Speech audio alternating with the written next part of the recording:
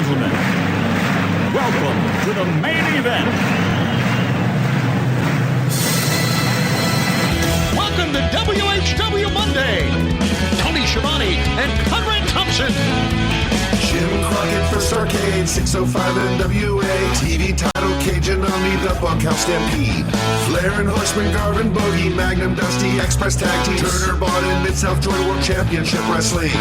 Talking about the great years of World Championship Wrestling, the NWA, and Jim Crockett Promotions. Tony and Friends North, they win. Look, Schiavone's back again. World title split off center stage, Bischoff, Disney, Hogan, and Nitro, New World Order, and The Crow. Thunder, Russo, Arquette Champ, Vinnie Mac, simulcast. Tony's back with Conrad, not your classy podcast. Watch along, try not to laugh. Lowest rules, cat back. This wasn't the initial plan. Tom Zigg's a good-looking man. Klondike Bill, make a chant. Tommy, you come over here. What happened when? WHW Monday. And now, let's go to the ring. And here's your co-host. Hey, it's Conrad Thompson. Hey, it's Conrad Thompson, and you're listening to What Happened When? Tony Schiavone, what's going on, man? How are you? What's up, Conrad? How are you is the big question as we inch closer and closer and closer to Las Vegas. I'm concerned about you, buddy. I'm concerned about me. My banker's concerned about me. We're pulling out all the stops, man. We're doing it big in Las Vegas for Starrcast, and I'll be glad when it's over. I'll be honest. Yeah, well, you put yourself into this, and there's no question what you have done, and it's no question how big it's going to be.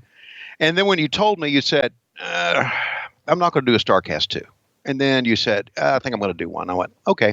And then you said, probably go do it in Las Vegas. And I went, whoa, hang on a second. Hold on, that's big time. That's Sin City. That's the entertainment capital of the world. Man, holy shit. Donny Osmond, Marie Osmond, Conrad Thompson. Oh, gosh. George Strait. Holy shit. All in one. How about that? Yeah. Oh, I don't know what that means. I didn't have a choice. Yeah, on you do know what that means. Yeah. AEW is what's causing all this. Double or Nothing is right around the corner, and they continue to roll out more stuff that gets me more excited by the day for the big show. If you haven't already, make your plans to be in Las Vegas this Memorial Day weekend. I know Tony's going to be there. I'm going to be there. And Tony, you have really stepped up and become a leader in my little Starrcast brigade for organizing this show. And I appreciate all your efforts very much, sir. I love working. I love, you and I have talked about me loving being a producer, and that's what I always wanted to do. And so thanks for letting me be a part of it. I'm having a great time. Although I am working with a bunch of slapdicks like Dave Silva and Chris McDonald, and who else we got working with us? Oh, Mike Dockert.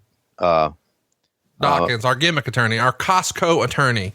Yeah. It's funny because people in his office heard that and then thought he would be upset when he heard that I referred to him as like the Costco of trademark attorneys. Right. And he wasn't. He took it in great stride and knew exactly what I meant. And well, okay, that's enough behind the scenes. Let's address it head on here. You don't like working with slapdicks, right? I don't mind working with slapdicks, but my whole life's been, I got like a bunch of kids that are slapdicks. They're slapdicks at the baseball park. They're slapdicks at the football stadium. So I thought maybe I'll just step away from that and do some behind the scenes work. Well, hang on. I've got an idea. All right. If you're wanting to get away from slapdicks, but still need to make a great income, you can always go drive for Atlas. There you go. That's a hell of an idea. That's why you are who you are, because you come up with those great ideas. And here's the best idea about driving for Atlas: the money you can make. Holy shit. I read this and I read it again and I looked again and I thought, really? Between $143,000 and $197,000 average per year. Do you know how many people, what income bracket that's going to put you in? Not many people make that, Conrad. I'm guessing a good one. Yeah. Your first year between 143 and 197K, your first year, depending on which of the three divisions you drive for. Home time up to 7 to 10 days, depending on your routes. And our man is Brett, the Hitman Hartman. He and his team's going to hook you up. So if you're owner-operator, give them a call today. All right? If you're new to the industry, You ready to ride off to the sunset? Go new places with our buddy Brett at Atlas. Here's your number, 877-778-6959. 877-778-6959. I could be a jingle singer, don't you think? No, I don't think you can, but I do think you could drive truck for Atlas and you can make a bunch of cash. And tell them how to do that one more time. That's 877-778-6959, or check them out at facebook.com/driveatlas. Facebook.com/driveatlas. Here's their website as well, www, you know that, drive4atlas.com/wrestle. drive4atlas.com/wrestle. And get in touch with Brett, the Hitman Heartman, and Drive for Atlas today. Straight up, buddy. That's our buddies at Atlas Van Lines. Well, I think that a lot of our listeners are listening about Drive Atlas and are probably going to be looking to make some more money. I know this is the time of year where people start to talk about going on vacations, and maybe it's time to look for a new house while their kids are out of school this summer, and maybe get into a new school district in time for next year, whatever the case may be. So why not check out Drive Atlas? Let's talk about what we're here for today, though. ECW Guilty As Charged 2001. This is the last ever ECW Pay Per View, and I know you're going to say, "Oh, but they did it in 05." And I say, "Shut up." That was the WWE's version of ECW. This is the real ECW. This is the Paul Heyman owned and operated ECW, and this is the swan song, the last pay per view. The writing was on the wall. They had fallen behind on their payroll. A lot of their talent was not being paid in a timely manner. Some not at all. And the pay-per-view paydays were lagging. I think people have learned about that over the years, that you don't get your pay-per-view check for months, several months sometimes. And while the revenue was going to be there eventually, it wasn't there yet. So TNN decides to get in bed with WWE, and that puts ECW in a precarious spot. They're going to lose their television, but they've got, magazine revenue. They've got action figure revenue. They've got video game revenue. But they're going to need some sort of television rights deal somewhere. The clock is ticking. Heyman runs out of time. He can't catch up. And that's a wrap for ECW. So this is a depressing show for me. Because this is the end. And this is the end of something I really, really loved. It's probably similar to how you felt when Mid-Atlantic went under, growing up in that Mid-Atlantic territory. Right. And then when they sold out, obviously you were already in the business, but if you weren't, as a fan, this is probably as close as that comparison is going to get for us, I think. Yeah, that's a good comparison. When the name Mid-Atlantic Championship Wrestling was changed to NWA Pro Wrestling, I'm sure that a lot of guys and gals and people in the Mid-Atlantic area were very upset about that. So I understand that. I understand the end of an era, so to speak. But the good news is I'm excited to see Rob Van Dam and Jerry Lynn in the cage. Well, let's get into it, because I think you're going to see some things differently, maybe but I know lately you've been looking to, see some things a little differently, and you started using 4Hims. Yeah. 4Hims.com is a one-stop shop for both hair loss, skincare, sexual wellness. It's all in one. And this is a pretty cool deal, because thanks to science, ED can be optional. Hims is going to help you connect with real doctors and get medical grade solutions to treat ED, and well-known generic equivalent to name brand prescriptions to help you combat ED. No snake oil pills, no gas station counter supplements, prescriptions, solutions. It's all backed by science. And one ED pill starting with a V just came off of patent on December 11th, and that's a game changer. What that means for you is now, no waiting room, no more doctor's visits in person, no lines, and you get to save time and money at 4Hims.com. It's very easy. Answer a few quick questions and have a chat with your doctor for a confidential review, and these products will be shipped directly to your door.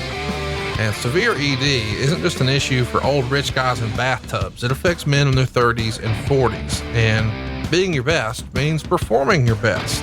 And we've got great news for our listeners right now. You can try Hims for a month today for just $5. That's right. A month supply, just $5. We'll get you started for just $5 while supplies last, of course. So see the website for full details and safety information. But this one's cost hundreds of dollars if you went to a traditional doctor or a pharmacy. So go to forhims.com/win. That's WHEN, like what happened when. That's FORHIMS.com/win. forhims.com/win. Pretty cool deal here, man. For Hims has been a sponsor for us for a while, and I know you were using it to treat your hair, skincare. Right. They got it all over at forhims.com. Yeah, they do. Hair, skincare, and you know how much hair I had been losing, and how now I'm looking better. And I mean, now, you're feeling so good about yourself since you started using For Hims. You pierced your fucking ears. well, I had already I just re-pierced my ears. Well, you went and got new cubic zirconias. What? Yeah. Well, it was 14 karat gold studs, though. I mean, why would you go to the trouble of using real gold if you're going to use fake diamonds? Well, I don't know, because you can get by with if you use real gold, it's irritating on your ears, you see. And if you use fake gold or something well, you know what? I can only explain it to my cool friends. So. Oh, well, that's not me, clearly.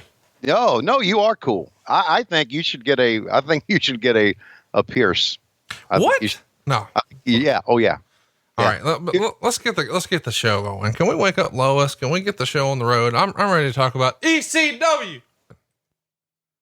All right, let's bring Lois in and get this thing going. Lois, come on in here and give us your countdown. Guilty as charged. That's Tony. Yeah, he's guilty as charged for getting his ears pierced for the second time. What a dumbass. 3, 2, 1, play. The following program is presented in its original form. It's the end of ECW. Any connection with the WWE should be ignored. Da, da, da, da, da. You know what the words of that music is? We buried another promotion. Following program is rated TVMA. TV motherfucker asshole. That's what you're about to watch, motherfucker. You're an asshole. You can activate parental controls from any device by going up your ass. This is extreme. This is the end.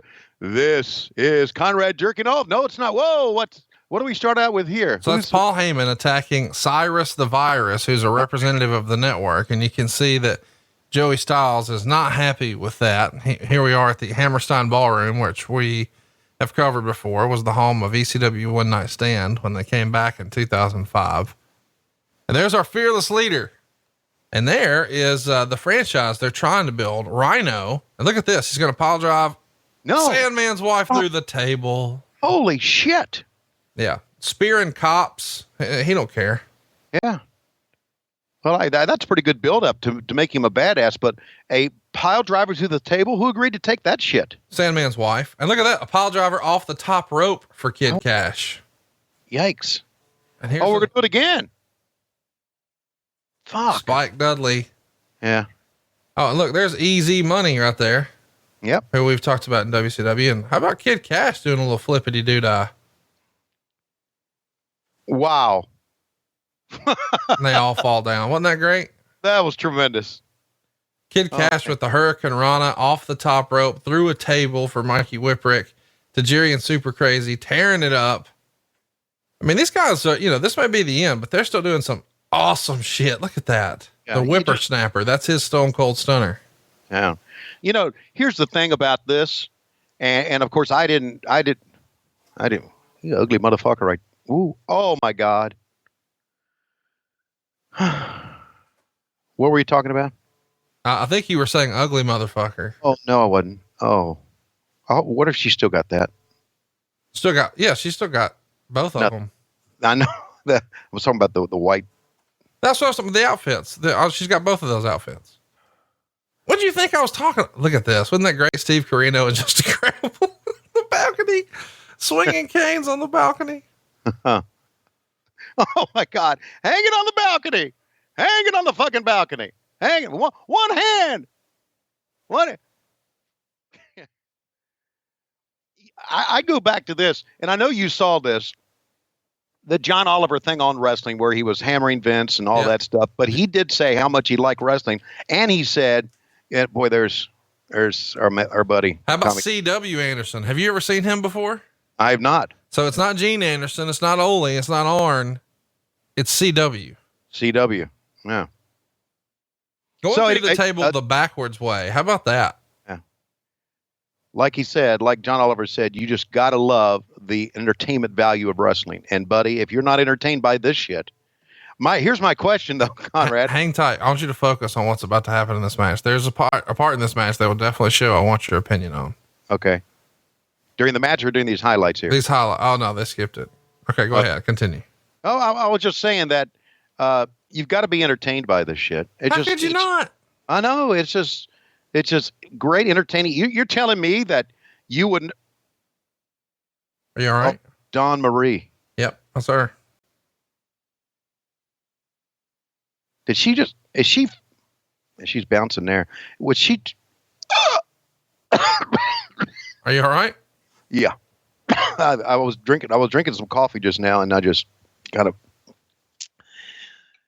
Are Francine? Stop that. Are Francine and Dawn Marie going to have a fight here in this show? Well, I mean, what do you think? Oh. I mean, I hope they're not wearing short skirts and wearing thongs. That'd be terrible. Here's my question. Can you, these highlights are so phenomenal. It's like, okay, that's great. Fade to black. We're done. How can a show top what we're seeing here?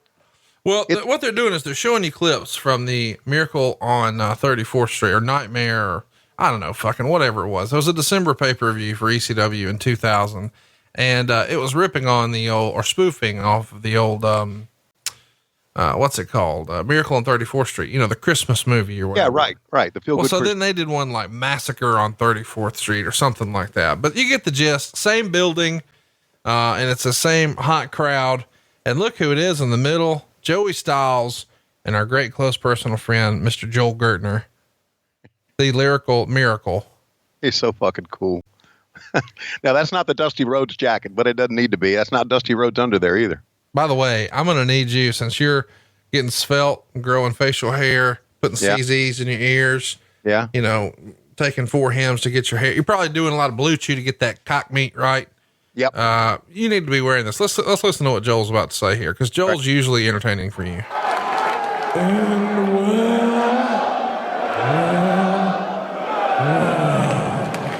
It is I, the man for whom, if it's a crime for my cock to be large, then I'm always guilty as charged.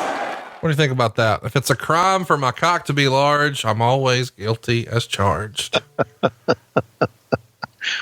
Can you imagine how much more fun Nitro would have been if you and Mark Madden were able to talk like you do in real life?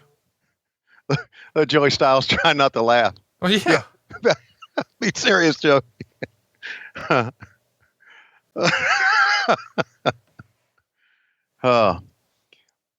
I have a serious question. I'm listening. Do you think the advent of ECW kicked off the decline of society? Oh my God. Listen to you. Really? Why would you say that? But just because, now we're out talking about our cocks, and we're out looking for blood, and we're out with the more violent, the better. I don't know. It's a question. It's a valid question. I'm not arguing that. Okay. He's taking over the show here. Well, it's the open of the show. And yeah. You can tell fans are ready. Everybody's standing. Right. Everybody's ready. There's a sign in the back that says Chris Shepard is gay. Oh, yeah. If that's really true, that's a terrible way for him to be outed to his family. Because I'm sure his mom is watching ECW Guilty As Charged 2001 and not my Chris. And if she is, she's on the cusp of the downturn of society. We have gone. See, now this is 2001. Isn't that weird? Just to think about how different, because you could never say, people would never say that on a microphone now, but people would also never bring a sign that says Chris Shepard is gay. Right. Because now And rightfully so. Oh, do you hear Kevin Sullivan in the background? I know he doesn't like this. Okay, Joey and Christian. Hey, Kevin, shut up. Oh, so here you go. You've got Christian York, Joey Matthews, and they're being attacked by the Baldies. Just so you know. The Baldies? The Baldies. D.A. Baldies. That's Tony DeVito, the guy on the left. Right. And the other gentleman is Angel. No. And this is definitely the end of ECW, you can tell, because these were not sort of our classic ECW stars. These are very much two relatively new to ECW teams. But what's wrong with throwing a person into the crowd right at the first? Get him, Joel. Fucking get him. Fuck. Kick him in the nuts. You see, kick him in the nuts right now, and he won't hit you because he'll be hunched over. He didn't do that, but he got kicked in the go. DDT on the concrete. Fuck, man. Well, you know, I've often said this. You know, the big elaborate WWE entrance they have now with the ramp and all the lights and everything, and AJ Styles will come out. I don't understand that. Why do you not like that? I like it, but let me finish my fucking anecdote here. I just think when they do that, like AJ does that, somebody ought to come out and try to kick his fucking ass. This is what they've done. Kick their ass in the entranceway. And the referee laughed. Oop. They kind of missed that spot, didn't they? I don't know what the fuck that was. Yeah. That's all right. There he is. There's Jerry Lynn. Yeah. Jerry Lynn and Rob Van Dam with their big cage match coming up. So this being the end of ECW and this being a very sad moment for ECW, what was the reception to the show, fan-wise? This match is going to get a dud. Yeah. It's because they're missing a lot of shit. And you know that it's because they're inexperienced too. How about this? This isn't even the match you're going to see. This is just a skirmish. Oh my God. They've missed all these spots in a skirmish? Yes.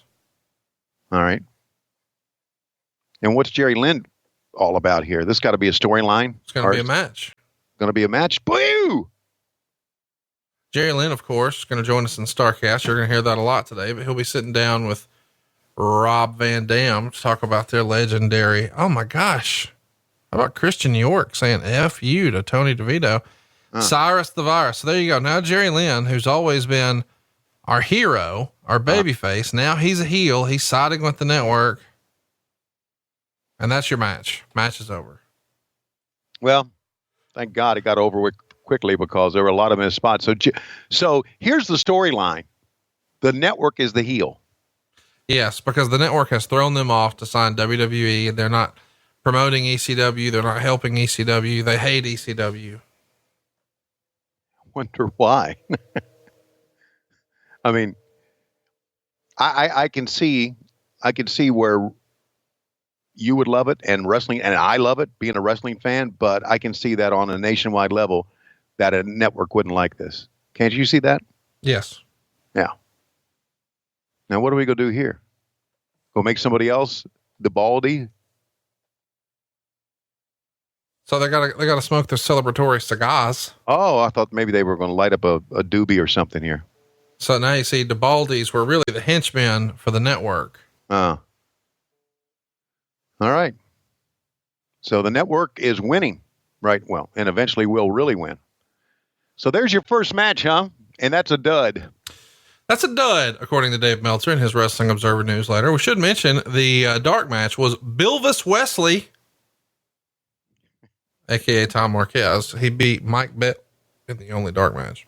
Huh. Okay. You know what? I was never, I thought dark matches were overdone.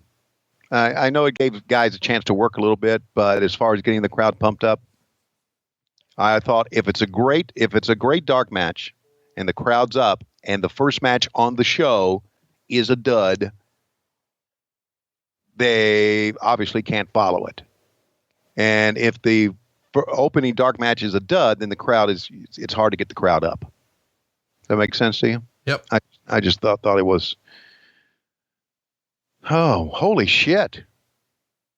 That's some serious juice right there. Fuck. for the opening match? Well, it's ECW, right? Jerry Lynn right now is cutting a promo saying that he's the best wrestler in this company and he doesn't work opening matches. He only works main events. And, the crowd is going to start chanting Rob Van Dam. I guess we should mention to you, Rob Van Dam has been MIA from ECW because they owed him money. So he just quit coming.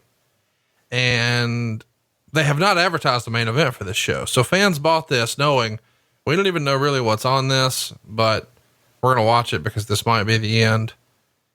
And they don't know that Rob Van Dam is there. But when he says, I only wrestle main events, the fans now have figured out, oh, okay, it's definitely Rob Van Dam because they have a rivalry. You following me? Are you there? No, yeah, I'm following you. I'm just interesting way to do it, right? Very interesting way to do a show. So overall, how was this show received by Dave Meltzer's little egghead clicks? I don't know that we got a reader poll on it, but you know, we get 1.25 stars, 1.5 stars, 3.25 stars, 3 stars, a no rating, a 3/4 star, a dud, and your main event is going to get 3.25 stars. Okay. So I mean, it's okay, but we're not setting the woods on fire. Wow. So now we've done all this shit, and now we're just going to the open. Wow. I love the open, by the way. This is not the open that I love, but it's still, yeah. I think the opening packages are good. I'm going to let the crowd sort of listen here as well. Here we go. Turn the music on.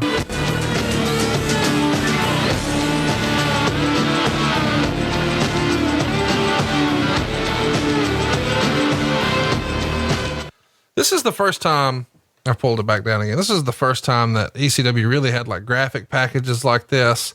Right. And they use these for a lot of their DVDs because they had not had DVDs in like mainstream stores before. You could just go pick them up off the shelf. So they're really trying, you know, to sort of, get more traditional streams of revenue, and they've grown from being the little engine that could. But it's just, you know, they're trying to grow too fast maybe. And, you know, their costs, outweigh what they're bringing in. So you can't spend more than you make. And unfortunately that was the case here. And look at it. New Jack jumping on. It's just unbelievable. Yeah. You know, you got to do this. I'm really for the boys getting paid. I'm never been for the boys getting overpaid. But you got to pay the boys, and you have to, for instance, if Rob Van Dam is not getting paid at all and doesn't show, that's not good for business. That's not good for what's going on in the locker room. If you get that, I don't know, you get that. I'm sorry, I can't talk with Francine on the camera. If you get that reputation, then your ship's going to sink. So I get it. It's building faster than they could afford. I understand that. So let's talk about, you know, as we're getting started here, I guess we should tell you what match we're about to be watching. This is, it's going to be a fun show. I hope you're looking forward to this as much as I am, because I like going down this path. But we've got Easy Money and Julio De Niro are going to be taking on Danny Doring and Roadkill. Have we talked any about Danny Doring before? No, we've not. Okay. So I think you'll like this, and shout out to Danny, who I believe listens to the show. I know he's a great close personal friend of Jeff Jones, and I know we follow each other on Twitter, so he probably listens to the podcast, but he's one of the first guys to come through Taz's school, and they had, like a dojo, old school type training facility, in Philadelphia that ECW put together, and Taz was like the head trainer, and Doring was one of the very first graduates, and Taz he'd beat the shit out of the guys in terms of just their conditioning. And I mean, it was very old school respect. So you hear a lot about how, you know, Buddy Lee Parker would wear the guys out at the power plant. Same thing happening here in Philadelphia. So for you to go through Taz's school, you definitely paid your dues, and Doring did that. But the idea here is that he's going to be a more classic wrestler. So as everybody else in ECW is doing these crazy flips, so they're doing these hardcore matches with all the weapons and violence and brawling, he's just going to like grab a dude and put him in a headlock and lay down.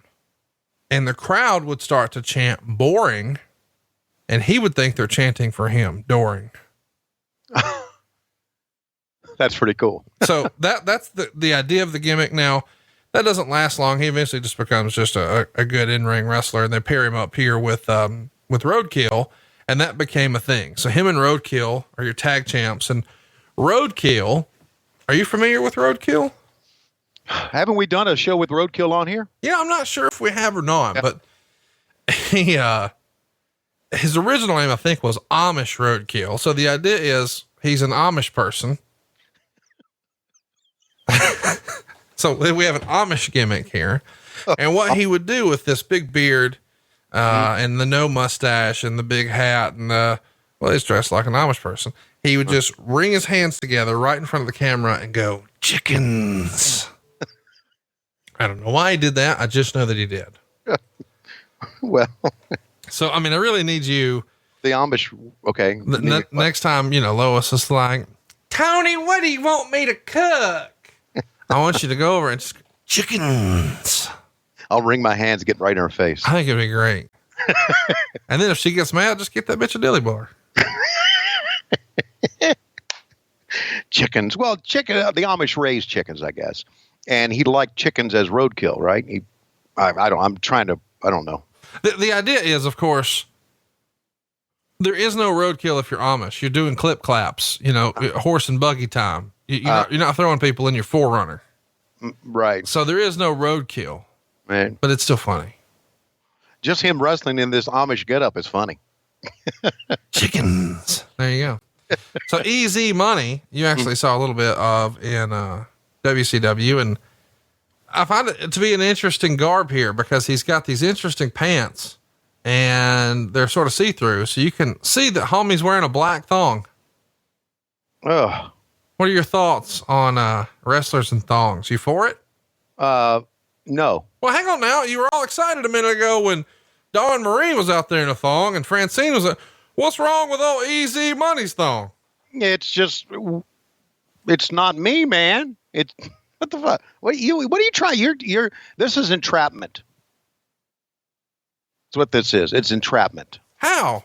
You're trying to make me, okay. If Tom Zink was in a thong, maybe so. Okay. So now you're just playing favorites. Yeah. And what's wrong with playing favorites? Well, nothing, I guess. Okay. Watch out. Here we go. Over the top. Oh, holy shit. Did Roadkill hit the back of his head on that safety rail? Fuck. Oh my God. This is not going to be the best match on the card, but it's not the worst either.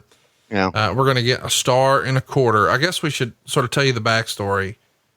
Meltzer wrote, in what may have been the swan song of the promotion, ECW promised a holy shit surprise, which prompted debates over methods of promotion today, as well as if there is any future left with the company in the wake of losing its New York television, canceling next month's pay-per-view, and not even producing a new TV show in the go-home week before a pay-per-view show. Guilty as Charged on January 7th before a sellout crowd of 2,500 fans at the Hammerstein Ballroom in New York was the usual ECW show. It came across, with the exception of the return of Rob Van Dam, as more of a regular house show than anything special on pay-per-view. Everyone worked hard, and there were some booking holes that were gigantic. But good or bad, and it was more good than bad, that news paled in comparison to the big news. After the show, Paul Heyman was still saying the company wasn't going to shut down. However, there are only 2 shows left on the schedule. Sold shows in Poplar Bluff, Missouri, and Pine Bluff, Arkansas this coming weekend. At press time, nobody had gotten plane tickets for these shows, which is out of the ordinary, but not unheard of. There was a March 11th date for the next pay-per-view announced during the show, although no venue was announced for the event. But ironically, with Rhino versus Van Dam for the title and Doring and Roadkill versus Whipwreck and Tajiri versus Credible and Carino for the tag titles, it appears for the first time in a long time that there is a logical show-to-show progression coming out of this one. It is possible to promote pay-per-view shows every other month without any television or running few, if any, house shows. UFC survived doing it for 7 years, but UFC is one of literally dozens that have tried, so the odds aren't good to run that way. Unlike ECW, however, UFC hasn't had $100,000 per week payroll to meet, but without a backer, those days of even attempting to meet that kind of payroll are over. Like UFC, ECW does have the brand name and cult following, and more importantly, it has the entire 40 million home pay-per-view universe to draw from, while UFC has limped along with only the dish networks in Canada, which probably total 20% of that figure. Tony, you're knee deep in the wrestling business at this point, January of 2001. You're worried about the mortality of what a maneuver of WCW. Yeah. Are you keeping up with ECW at fucking all? Like, is anybody in the back even saying, man, what's going to go on with ECW? And if they do you even notice? Nope. Completely ignored it. Absolutely, completely ignored it, because I thought, by January of 2001, I'm thinking, we're fucked. I'm looking for a job. I'm not worried about what's going on with Paul Heyman's world. And you know what? To be honest with you, it's a selfish way to be, but I'm worried about myself only and how I'm going to support 5 kids. So I'm looking for a job. I don't give a fuck what's going on at ECW. And there you go. That's the best I can say, because it's true. I mean, maybe, you think maybe I should have been more concerned about the business at this venture in my life? I mean, I'm not going to go to ECW because they're getting ready to go out of business. I'm not going to be received well at ECW. So I just try to stay out of the wrestling business. I know the WWE doesn't want me. So no, I didn't pay attention to this shit at all. I didn't even think I know now, thanks to you, I know now that they were a big factor in the wrestling business, but they didn't come across that way to me. Right. That time. They, to me, it was just 2. It was us and the WWF back then. These guys were a non-entity as far as I was concerned. And I don't know if that's just Schiavone arrogance, Schiavone idiocy, or what that is, but wow. That's pretty fucking cool. Doring with a hell of a move there. Hell of a maneuver, and the fans are into it. Lots of innovation here. Yeah. I guess we should mention, wow. Meltzer would say wrestlers received half pay at the show, leaving them 7 weeks behind. Good God. The morale was said to be very bad, with the news getting around that despite claims to the contrary earlier in the week that ECW had lost its TV on MSG in New York, its key market, and the show didn't even air the night before the pay-per-view in that market. Trying to garner hope because Farm Club on its show was airing video clips of ECW action on USA also ended up demoralizing, since Farm Club has its own financial problems as well as a major ratings decline and hasn't shown ECW clips the last few weeks. There were not even the hints given that a TV deal was on the verge of being announced, and Heyman didn't even produce a new television show since his other key market, Philadelphia, hadn't gotten the tape of the show for last weekend. So that tape aired this week, and many were questioning if TV would be produced from this point forward. So not only did they lose their network deal, but their syndicated deal, they're going to have to give up on that and abandon that too. Wow. It was obviously not a good place to work at that time on many levels. Have you seen Chris Hamrick before? That's who just jumped in. No, I've not. I've seen him do some shit here though. I think you'd like Chris Hamrick. I think he'd be on your list. I think you would consider him like the long lost Armstrong. Does he have like stars and bars there? He does. Yeah, that's his gimmick. Okay. They're doing some crazy shit here, man. Look at this. Now that's fucking cool, isn't it? Fuck yeah. That's a hell of a finish. Holding him up, holding him like that for Dorian to come off. Yeah. The match probably wasn't that great, but I like the finish. And then again, I guess this was ECW, and this is kind of like what has stood the test of time. Just high spots for the sake of doing high spots. Right? Yep. And I never did appreciate it. I appreciate it much more now than I did, but we saw a lot of that. They didn't fucking win. Let me ask you also this. Who was the girl at ringside? There was a girl at ringside in blue. Did you see her? Yeah. Let me think about it. She was in, she was in The Sopranos. I know her. Let me think of her name. I know she was in this. That wasn't, Jamie Lynn. Electra. Okay. Yeah. All right. No, now we get a run in.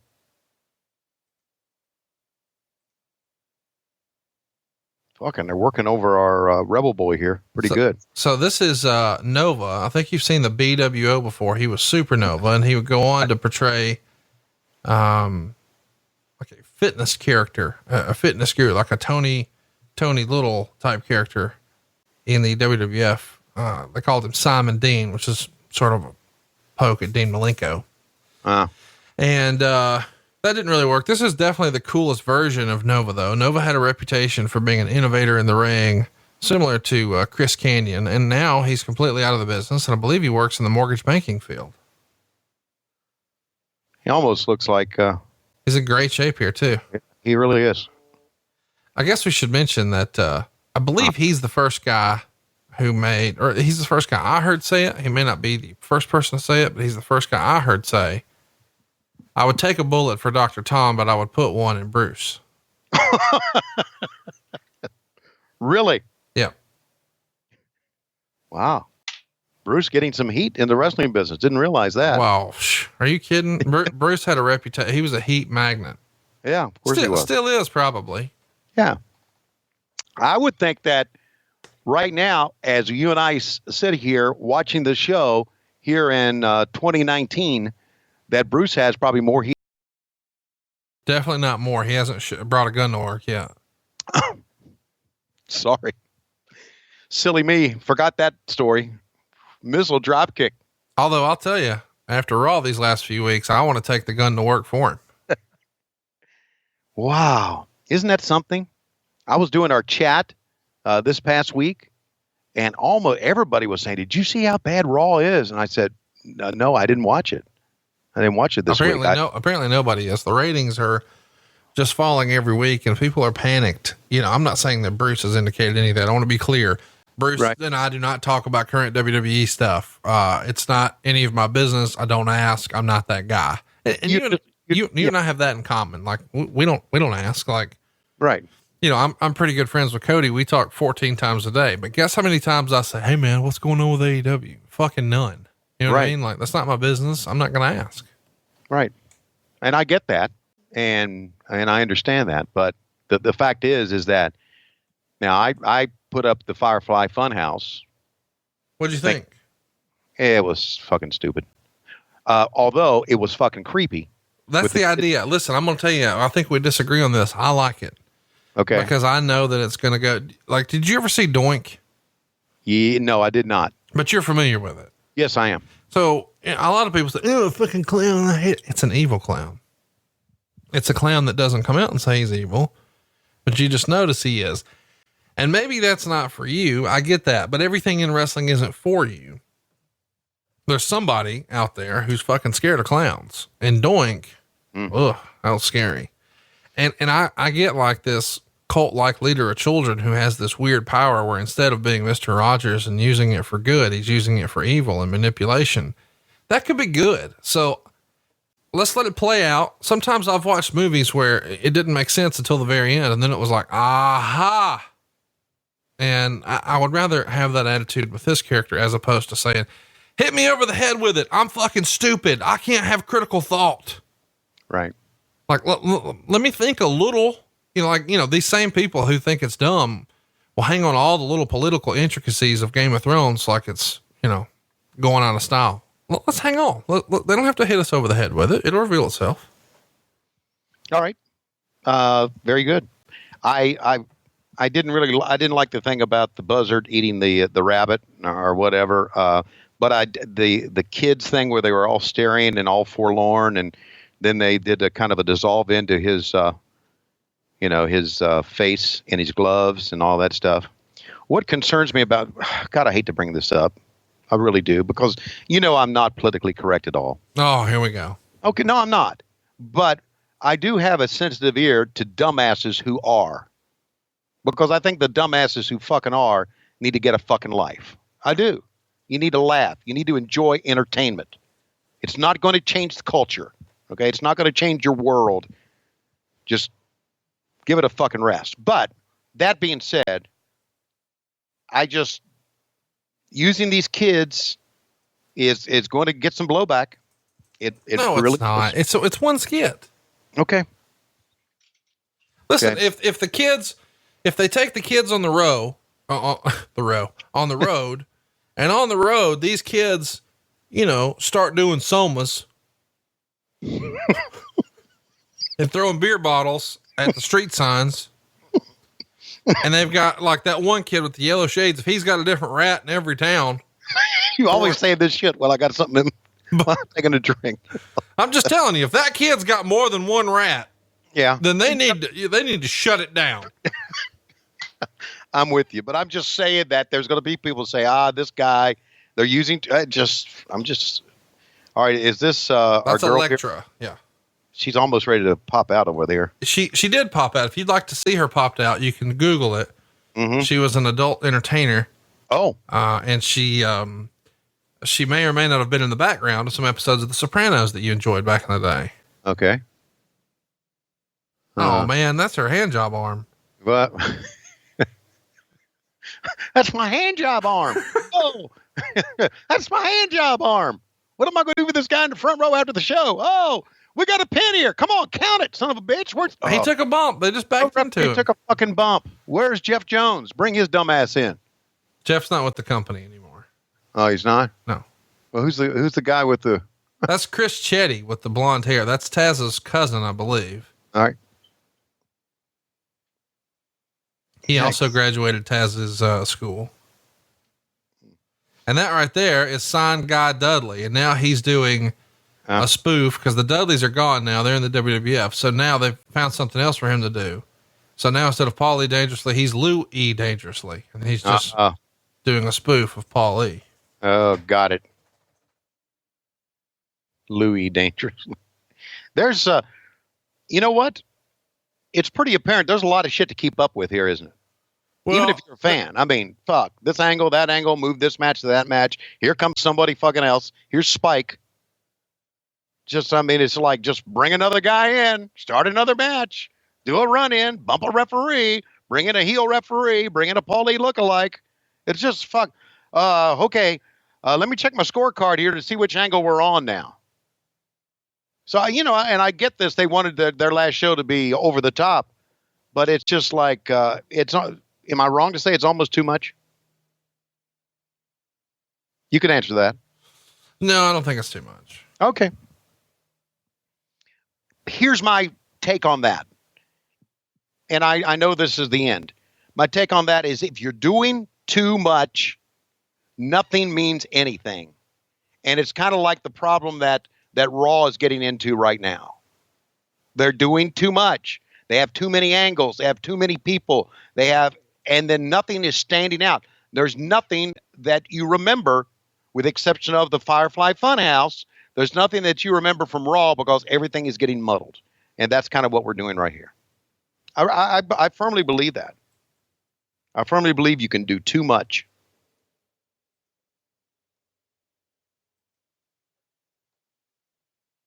I thought that WrestleMania, because that main event worked. Holy shit. Fucking Spike could do some crazy shit, couldn't he? Man, Nova is putting on a show here. Yeah, sir.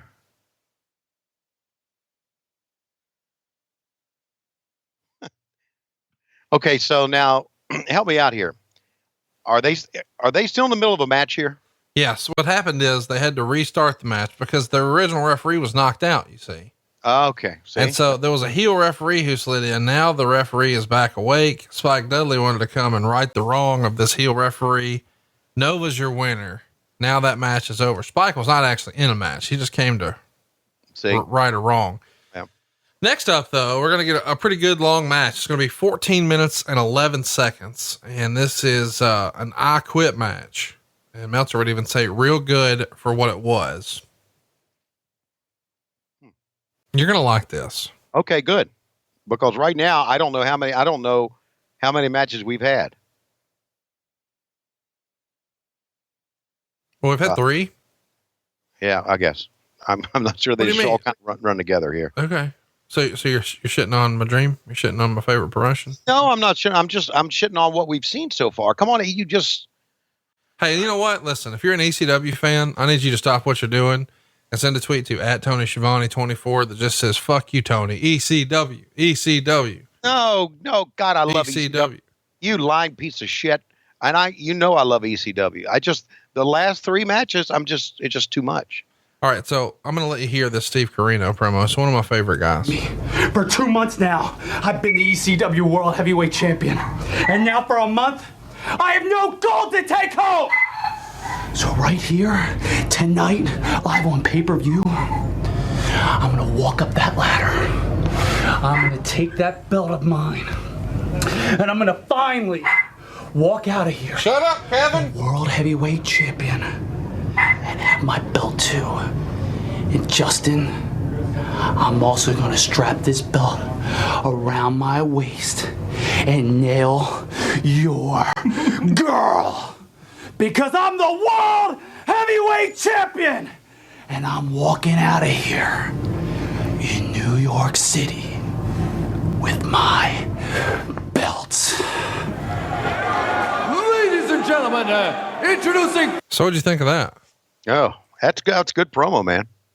It is a good promo. Oh yeah, I think he's Carino, talented guy. I don't think there's any question. And he's one of the guys now that's got his nose up Bruce's ass, right? No. Oh, he doesn't? Okay. No. All right, this is Tommy Dreamer and Anderson, right?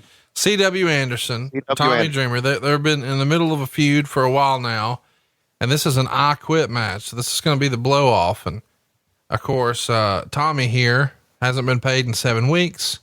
So instead of wearing an ECW shirt where he knows he'll never get any of that merch money, he's wearing a Logan's Roadhouse shirt because, well, they've got free peanuts on every table.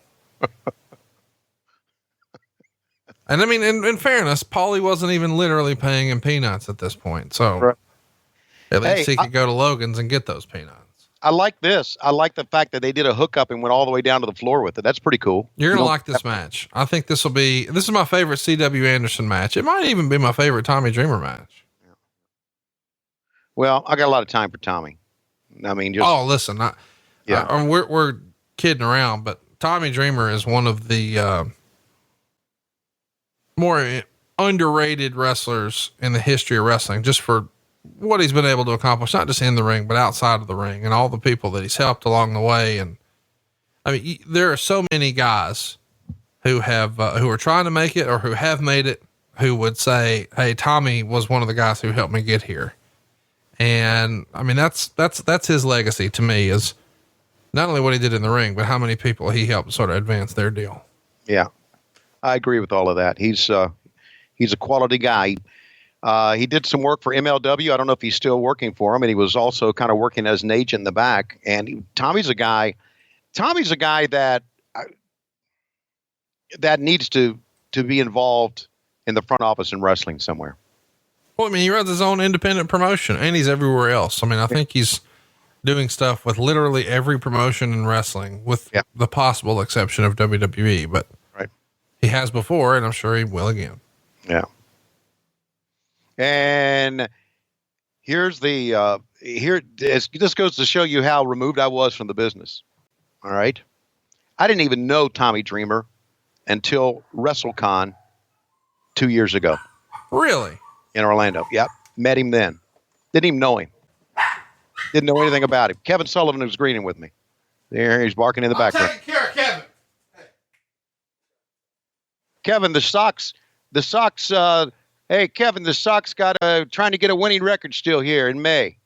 All right? Sox. Sweet Caroline. Dun, dun, dun. So settle down, Sullivan. Yeah, and here's what's good about this. This is somebody, I guess Paul was his own booker.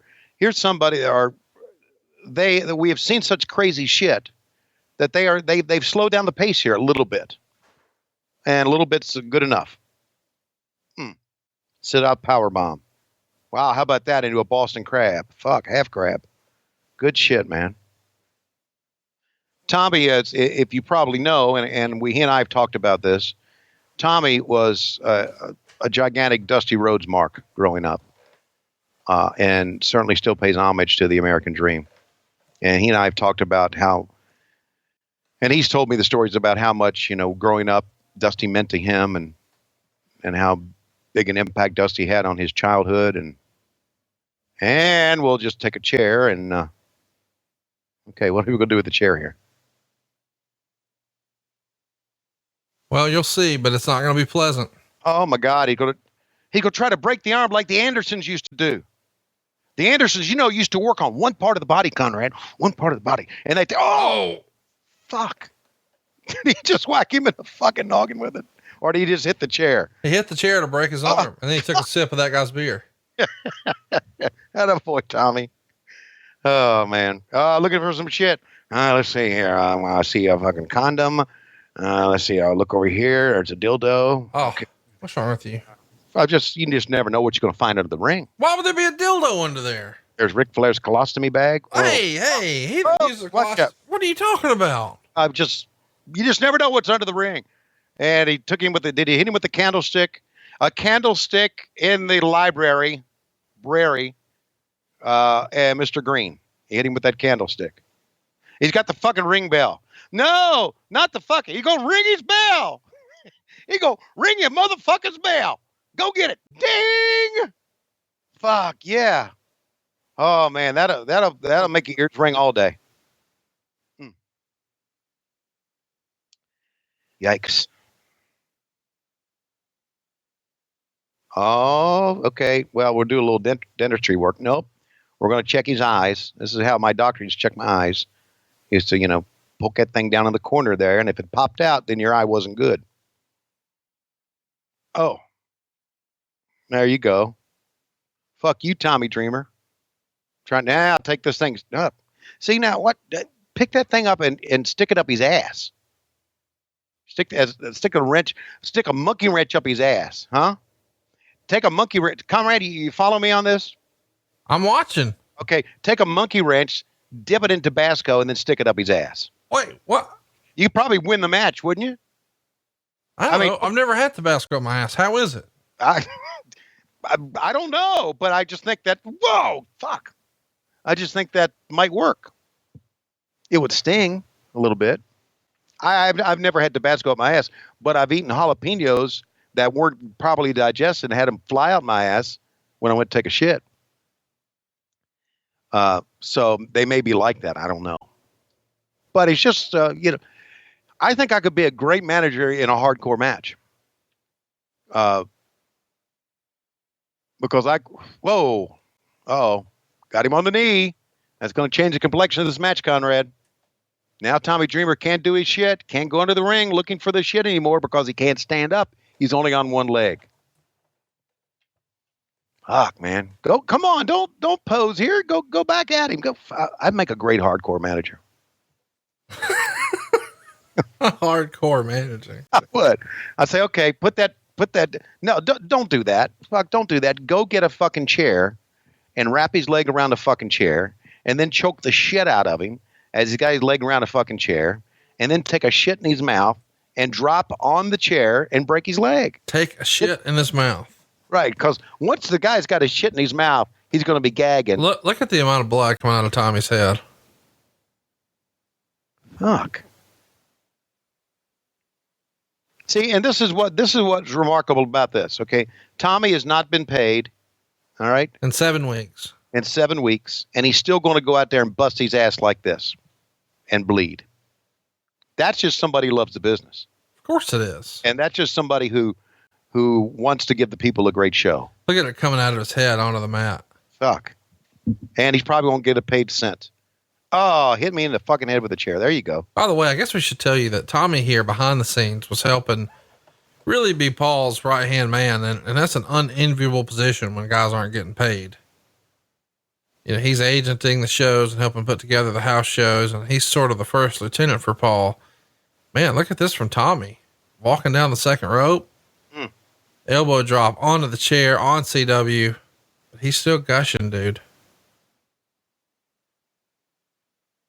This is old school. This is, I mean, I know the weapons aren't really your deal, but the, both dudes bleeding, that's, Tony Schiavone all day. Yes, it is.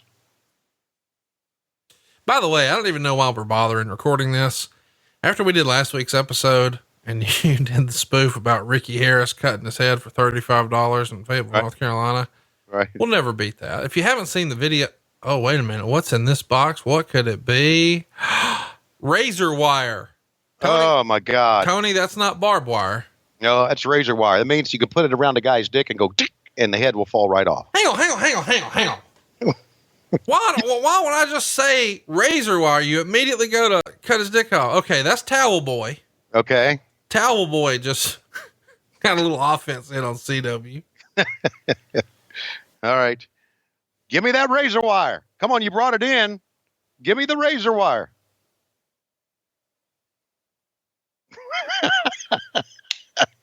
Jab the referee in the head. Towel Boy messed up his cue. Tommy had to tell him to go back. We'll do it over again. It's cookie sheets. Yeah. Where's the razor wire? Well, they got cookie sheets. They don't need fucking razor wire. Put the razor wire around his penis. What are you doing? You'd win the match. You'd win it. He'd give up, wouldn't he? If you really want to win a I quit match, he'd quit right there and then shit in his mouth just to boot. Tony, you're into some weird stuff, man. Oh, well, I get this way when I watch ECW. I don't know why. Boy, this Towel Boy, he's trying his best, but he's just fucking in the wrong spot all the time. Here comes the suplex from C.W. Anderson off the second rope. Wow. It's going to stand him up. Let all the blood rush to his head. That's pretty fucking cool right there. That is cool, isn't it? Yep. Holy shit, man. Down he goes. Yeah, they're applauding, and they should. That took a hell of a lot of effort and some strength as well. Well, in fairness, Towel Boy weighed 73 pounds here. Yeah, that I get that, but still. No, it's still impressive. Yeah, it is. Towel Boy, by the way, is Eric Tuttle. At the time, he was a part of New Millennium Wrestling. Eric Tuttle? Yep. Got a lot of cousins named Tuttle. Well, that's a shame. I just wonder maybe he's a cousin of mine. I don't know. So that razor wire, don't forget it's in there. Yeah. Oh, good. I won't forget. And look, CW's moving it. He's ready. Oh, razors into the back of Tommy Dreamer. That Anderson classic spine buster. I got to tell you, I was always a big fan of CW Anderson. I wish he would have gotten a look somewhere else. You know, you're an old school wrestling purist. Why don't you think CW got a real run in the WWF or WCW? Maybe. Well, why I didn't get a run in the WWF is they weren't going to acknowledge anything Anderson in the WWF. That would be acknowledging WCW/NWA/Jim Crockett Promotions. Why he didn't get a run in WCW is I don't know. I mean, you would think Arn Anderson would have looked at this kid, and he was working behind the scenes with us, and would have said, "Hell yeah." Did he even try to get in? Do you think Arn knew about CW Anderson back then? He may not have. He absolutely may not have. Even now, he's only 48. You know, so this show we're looking at here, I mean, he was still been in his 20s, you know? Oh.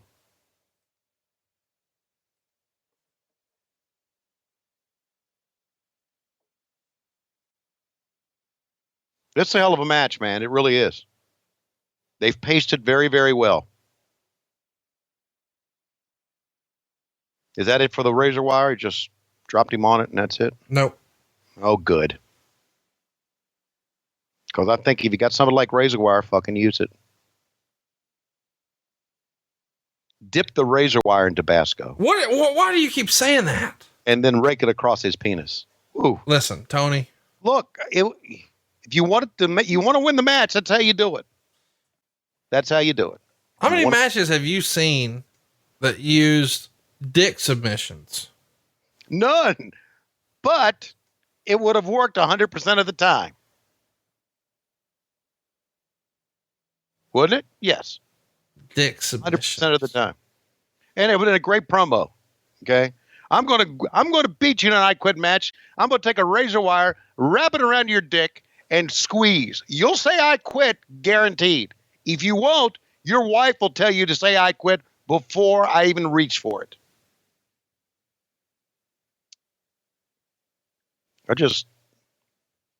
I'm just saying, I quit. If you really want, what are we doing here? Of course, what would an I Quit match be without a table?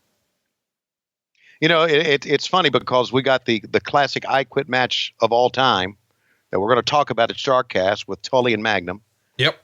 And they just used that wooden chair that was broken up. And if you remember that from The Gathering, they didn't do a lot of crazy shit like this. But isn't it something that, great maneuver. Isn't it something that they only used like one chair, right? And broke that up and gouged in the Tully's forehead. Oh my God. What's this he's got? Oh, it's from the table. Oh, and he quit. Wrapped it around his eyes. See? Hit the vulnerable places. Eyes, nuts, penis, toes. Why don't you just say crotch? Why are you saying nuts and penis separately? Just grab the nut. You don't have to grab the penis. But get the guy in the vulnerable parts. He's going to quit. That's the story. I mean, but what I was saying is before the finish is that match is remembered as the best I Quit match of all time. And it was, and they didn't have to use a lot of stuff. Now that's not a critique of Tommy and C.W. here at all in ECW, but that's just, I think what I'm trying to say is that it's just showing how great of a talent Tully Blanchard and Magnum TA were. They were just tremendous. I don't know why, but that amuses me. What, razor wire on the penis? Yeah, just your obsession with.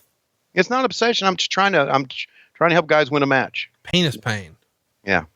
Oh, you'd say I quit, wouldn't you?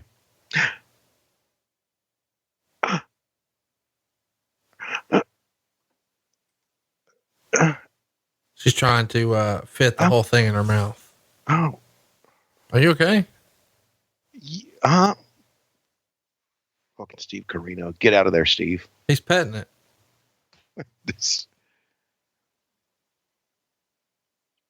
God, I love Francine. Do you have any idea what they're talking about here? Doesn't matter. Francine's trying to swallow the big sandwich, and Carino comes in, and you can insert the joke. And Meltzer would say Carino in his old school forehead wanted to know where Credible was, and Francine told him he was in the bathroom doing Missy Hyatt, and he blew it off like she had the credibility of a wrestling promoter with that statement. But when the door opened, it was Credible with his pants down, still wearing underwear, which was strange, and Hyatt in a towel, saying that Credible must be on Viagra. As Hyatt was leaving, she bumped into Jack Victory, who acted like they were best friends, being that they worked together in Mid-South. And Hyatt said, "Did I fuck you?" And Victory said, "No, you managed me." And she said, "Manage yourself," and walked off like she'd never seen him before. So yeah, they're teasing that Credible just beat it out the frame and on Viagra. And wow. This, by the way, is the same lady who sued for sexual harassment. Now she's going to look at Jack Victory and ask if I fucked you. Well, it's scripted, right? No, I know it's scripted. I'm just saying, I know. You would think after a lawsuit like that, you would want to steer clear of anything like that. Mm-hmm. Like if I'm Paul Heyman, I ain't asking for anything like that. Like, yeah, here it is. She's not sure. Did I fuck you? No, you used to manage me. Yeah, manage yourself. I'm going to write a book about penises. Have you read her book? No. I'm going to get you a copy. There's a lot, you know what? There's a lot of wrestling books I need to read. I should also let you watch her You Shoot. Have you seen anything from Kayfabe Commentaries before? I don't even know what Kayfabe Commentary is. Well, it's a really great product. It's put together by a guy named Sean Oliver. And he has a DVD series called Timeline, and it breaks down 1 year at a time with someone who was there from a certain promotion. It's really, really good. It's probably my favorite one that he does, but he also has something called You Shoot, where fans would ask questions on YouTube and message boards and things like that. And then he would sit down and ask the talent. Well, Missy Hyatt was on one of those, and they had like this, I don't know, dry erase board. And he asked her to rank all the wrestler penises she had seen. This is real. So she got very verbose describing all the different units she'd ran across, and what the different characteristics were and things like that. Bruce Pritchard showed it to me. You know, Bruce Pritchard's obsessed with big penises. And if you'd like a bigger one, you could use BlueChew.com. Give your gimmick the hot tag. And Tony, I know you've been doing this. You, last time you were over at my house, you were even joking about crushing them up and snorting them. And I said, that's not what you're supposed to do. They're the world's first chewable, but it's got those same active ingredients as both Viagra and Cialis. But because it's a chewable, you can eat it anytime, even on an empty stomach. And because it's chewable, it can work up to twice as fast. And that's really good, because sometimes you're trying to get your dick hard in a hurry. Right, Tony? Oh, yeah, because, you know, sometimes Lois is in that mood, but only for a couple of minutes. So then you got to chew up a Blue Chew, kapop, and then all of a sudden your Big Josh turns like Popeye's forearm. Pring. And it's all because of Blue Chew. And I did try to snort some Blue Chew. But chewing it's the best way to do it. And it gives you confidence every time. Chew it and do it. Chew it and do it, Stonrad. Stonrad. Boy, that Blue Chew's going to your brain, man. You got dick on the brain, and you'll have dick for days at BlueChew.com. You can even try getting your dick real, real hard for just $5. It's actually free. The shipping's $5. So free hard-ons, just pay shipping. And just go to BlueChew.com. That's BlueChew.com. And what's that promo code to get their cock meat real hard, Tony? WHW. WHW for What Happened When, or Woody Hard On Woody. WHW. That's it. BlueChew.com. BLUE. Chew.com. Chew them up, baby. Chew them up. Come on, chew them up. Get a hard on. Chew it and do it. Chew it and fucking do it. That's what I'm talking about. It's Conrad. Hey, we're having fun today, aren't we? The best. Yeah. Anytime we get to watch ECW with my buddy. Yeah. I'm all about it. Who's the fucking red hair here? All right, help me out on some of these guys. Which guy don't you know? You know Tony Mamaluke. You know Tajiri. Yeah, the full-blooded Italians. Got it. Yeah, and then on the other side, Tajiri's tag team partner is Mikey Whipwreck, and you've seen him. He worked in WCW. Hang on a second. That's Kid Cash. Okay, got it. It's Mikey Whipwreck with the red hair? Yes, he dyed his hair red here. Okay, yeah, I remember Mikey Whipwreck. Well, but that's him. The red hair kind of threw me off here. Well, you dye your hair. Why is it weird that he dyes his? I do not dye my hair. I dye my beard. I do not dye my hair, but... Wait, hang on. Is beard not hair? I was talking about the hair on my head. Well, you didn't say I don't dye the hair on my head. You said I don't dye my hair, but you definitely dye your hair. Fuck. Anyway, back to the story, but I would be willing to dye it blonde, to bleach it like Bobby Heenan used to do. Hey, I got an idea. Oh boy. Why did I even say that? Let's do it. What? Dye my hair blonde? It would piss off Megan so bad if I dyed my hair blonde. Oh man. We should do it. Yeah, I'm with you, buddy. She ain't listening. You know what I mean? So we can just talk her hair. Yeah. We should figure out a time to do it. I'm not going to say we should do it at Starrcast, but maybe we could do it right after, or maybe the last day, something like that. Last day of Starrcast. Bleach our hair blonde. And then we'll just strut around, go woo. I'll cut your forehead, you cut mine. And then I'll come stir your drinks with my penis. And then you'll order sea breeze for everybody in the bar. And then what I'll do is I'll walk around with my Gildan whitey tighties on, and I'll put a cucumber down in it, and people will think I'm getting ready to expose myself. And then I'll get divorced 4 times. We got a plan. We got a plan. Okay. Who's the Asian guy here? I don't remember him. That's Tajiri. You just saw him wrestle last month, here on the show. Okay. But at the time he was wearing blue and white short pants and he wrestled super crazy. Exactly. I remember that now. I guess when a guy changes his pants or his hair color, you forget you ever fucking seen him. You would be the worst witness ever for a crime. Like you would be the only guy who would be like, Superman and Clark Kent are not even remotely the same. Or like those silly disguises where it's like the funny nose and the furry eyebrows and the glasses. Right. You'd be like, nope, different guy. No idea. That'd be a good idea for you to wear that in traffic court one day. Yeah. I know you're going to be talking shit. I guess we should tell everybody that, I almost had to go to the big house this morning. Mm-hmm. I was driving on January 30th at a high rate of speed. Yeah. And I was charged with reckless driving, not for driving crazy, just for driving as you normally drive, fast, wide open. And, so I guess I was doing 99 and a 65. And anyway, they wrote it as reckless driving. I hired an attorney. I wanted to fight that. I didn't want that on my record. So they tried to plead it down to, aggravated speeding. I wanted nothing to do with that. So I'm going to take it to a trial, baby. That's what I'm saying. That's what I spent today doing. Wow. That's tremendous. And then when the judge came in, did they say, here come the judge, here come the judge. And the bailiff got up and said, here come the judge. Here come the judge, Lord. Look at super crazy. Quit being an idiot. Look at this. Here come the judge, go. What is that even from? Court's in session. Everybody quiet now. Court's in session. Hey, here comes the judge. Here comes the judge. Look at this. Fudge. Super crazy. Takes out 4 dudes. And look at Kid Cash. He's thinking about doing a little flippity do, signaling to the crowd. Maybe he should.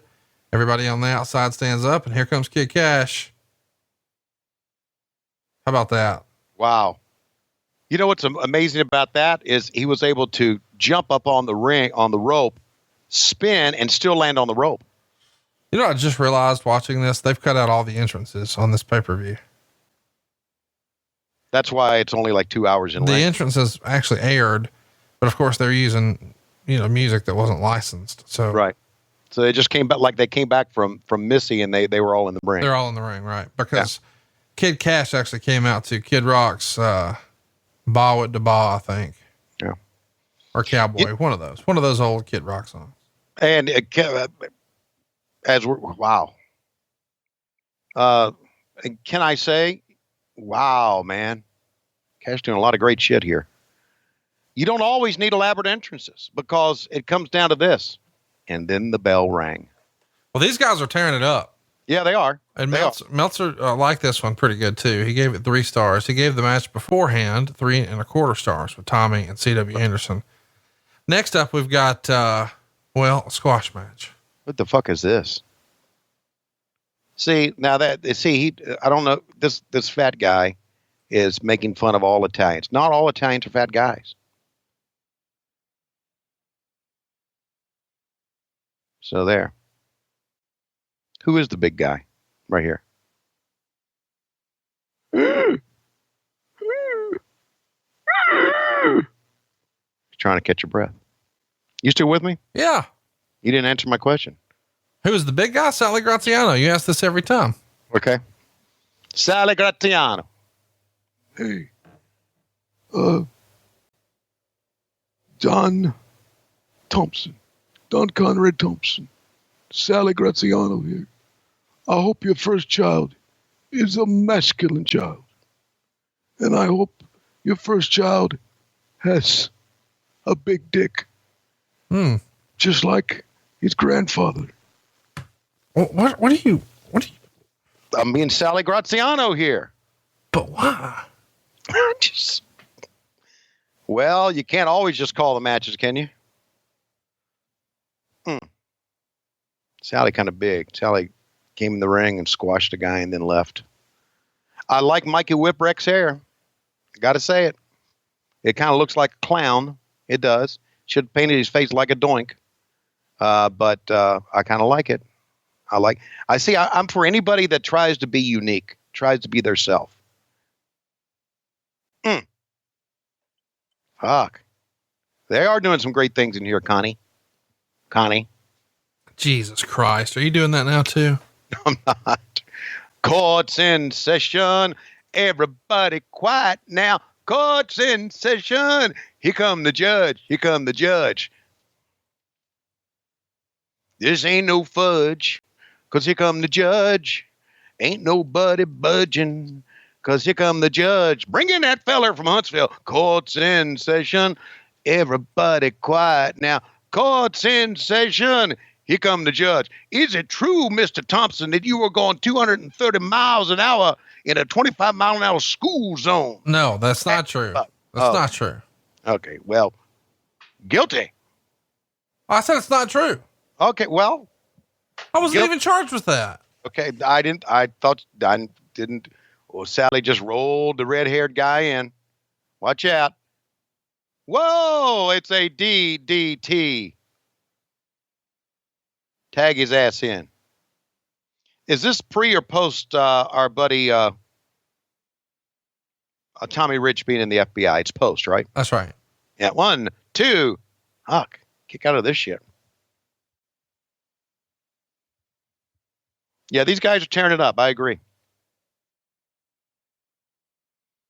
Here's a tip for all you big guys out there. If you're involved in wrestling, okay, don't stand with your fat ass facing the hard camera. See, Sal needs to move over. I just saw that.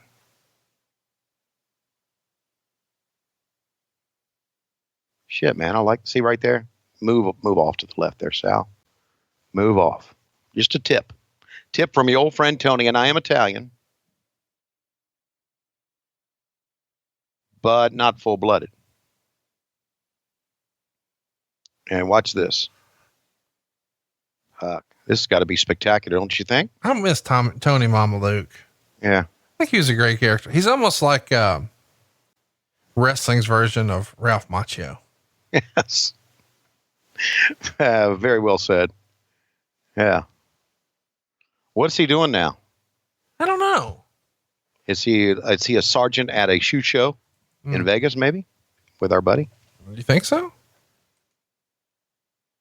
He's only 41. Holy shit. We got to find that guy. Yeah. There are guys still bumping at 41, right? Yeah. Like, AJ Styles.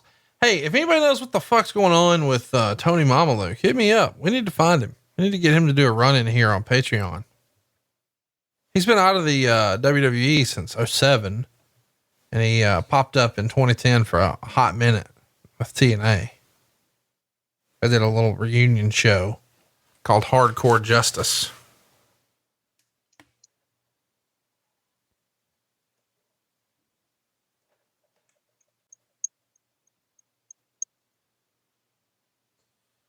Yeah, these boys are doing a great job here. I don't think there's, wow. Tony, we got a lot of feedback last week where people liked our JR song. Really? Hey, is that James Vanderberg down on the It ringside? is. Yeah. Okay. Very cool. He's a cool guy. Hardworking kid.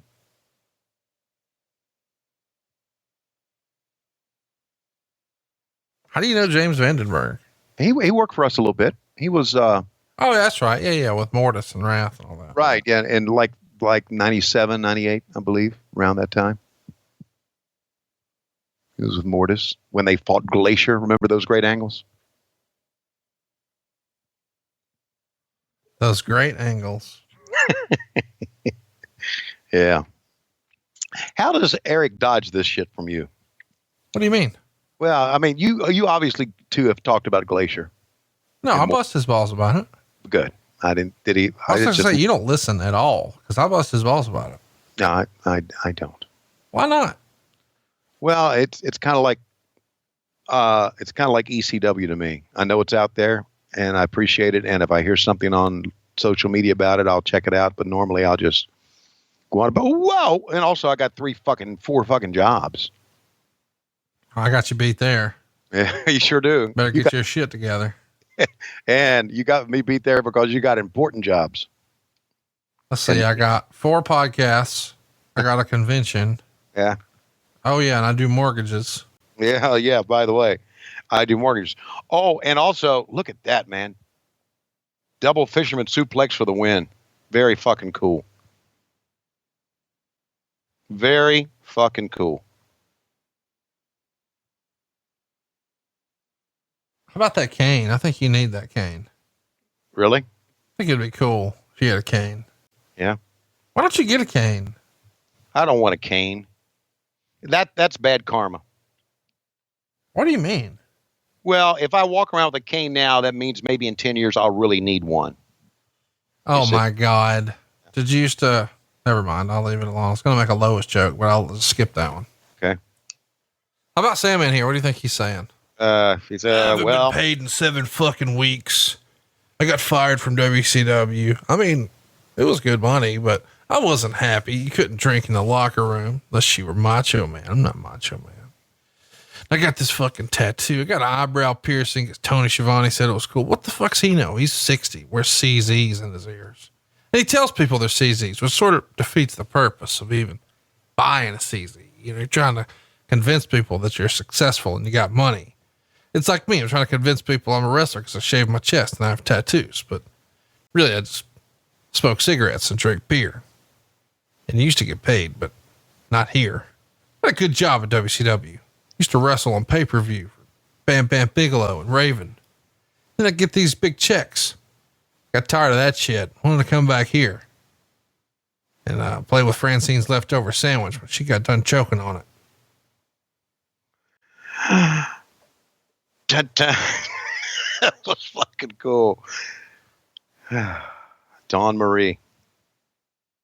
So that's Simon Diamond. Okay. Not Simon Zirconium? No. Simon Diamond. And that's Swinger. And they're going to take on Balls Mahoney and Chili Willy. I remember Johnny Swinger. He wrestled for us. Did he? Yeah. He sure did. He's a pretty good kid, and he looks pretty good there, actually, doesn't he? Who's the Terry Funk lookalike in the back there? That's Steven DeAngelis. He's our ring announcer. Oh, he is? Yeah. Okay. So we've cut out these entrances now, too, obviously. They started in the ring. Yep. Boy, a lot of talking on the mic going on here. Dawn Marie, I met her when we did some XWF. And I remember thinking, how did I miss this girl? Yeah, she's Roll Tide. Yeah.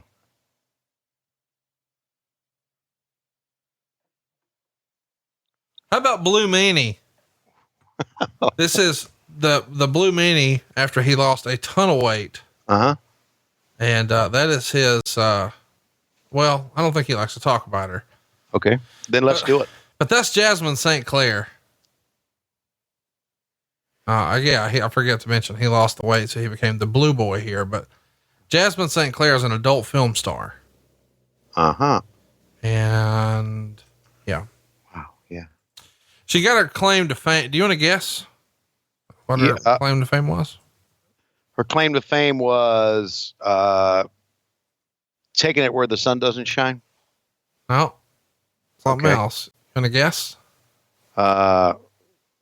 No. Yes. Go ahead. Tell me what it is. In 1996. Okay. She broke a record and filmed a movie called The World's Biggest Gangbang. Oh. Where 300 men had their way. Yeah. So there's 300 peni. I think that's the plural of penises. Mm-hmm. That took Mrs. St. Clair to Pound Town. Wow. And there you go. Anyway, she hooked up with Blue Meanie, and Meanie dropped, I don't know, more than 100 pounds here. He looks totally different. It doesn't look Meanie like at all, but he changed his gimmick a little bit, started dressing a little different, started behaving a little different. And he's the Blue Boy. Thankfully, he's the Meanie we know and love again now. And there's Chili Willy and Balls Mahoney. Chili Willy. We got a porn star. We got a guy named Blue Boy, and we got a guy named Chili Willy. How great is it too that Blue Boy? Yeah. I mean, it could have been a walking sponsor for Blue Chew, especially with an adult film star wife. Right? Yeah. No question. Was he married to her? Oh, I don't know. I was just freestyling. You know, it's just Okay. What does it matter? Who gives a fuck? I'm still trying to process 300. I mean, I don't think it was at the same time. It was like over a 24-hour period. Yeah, of course it was. I mean, I don't think she had to do much. She just had to sort of be there and be awake. I understand.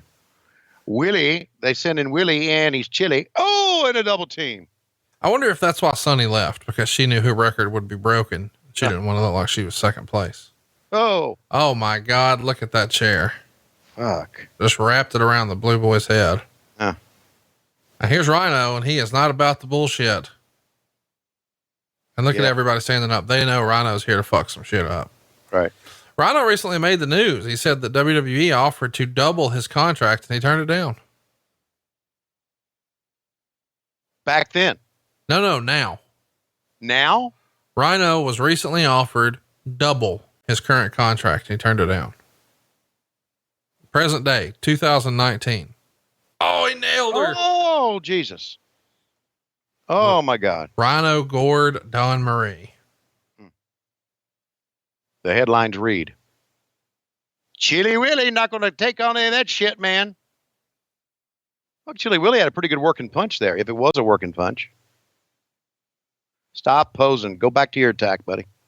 See? It's over. And you fucked it up. Blue Boy still around the ring. I love the fucking meanie, don't you? He's the best. Oh, man. Just absolutely love him. By the way, he's going to be at Starrcast. Oh, super. And I know Joel's going to be there too. Oh my God. He's got Jasmine by the hair. What the fuck's he doing? Is he going to top rope pile driver?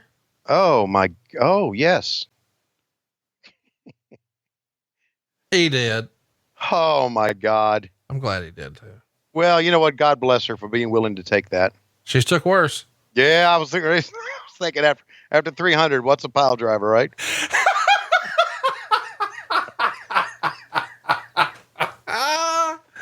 Roll the credits.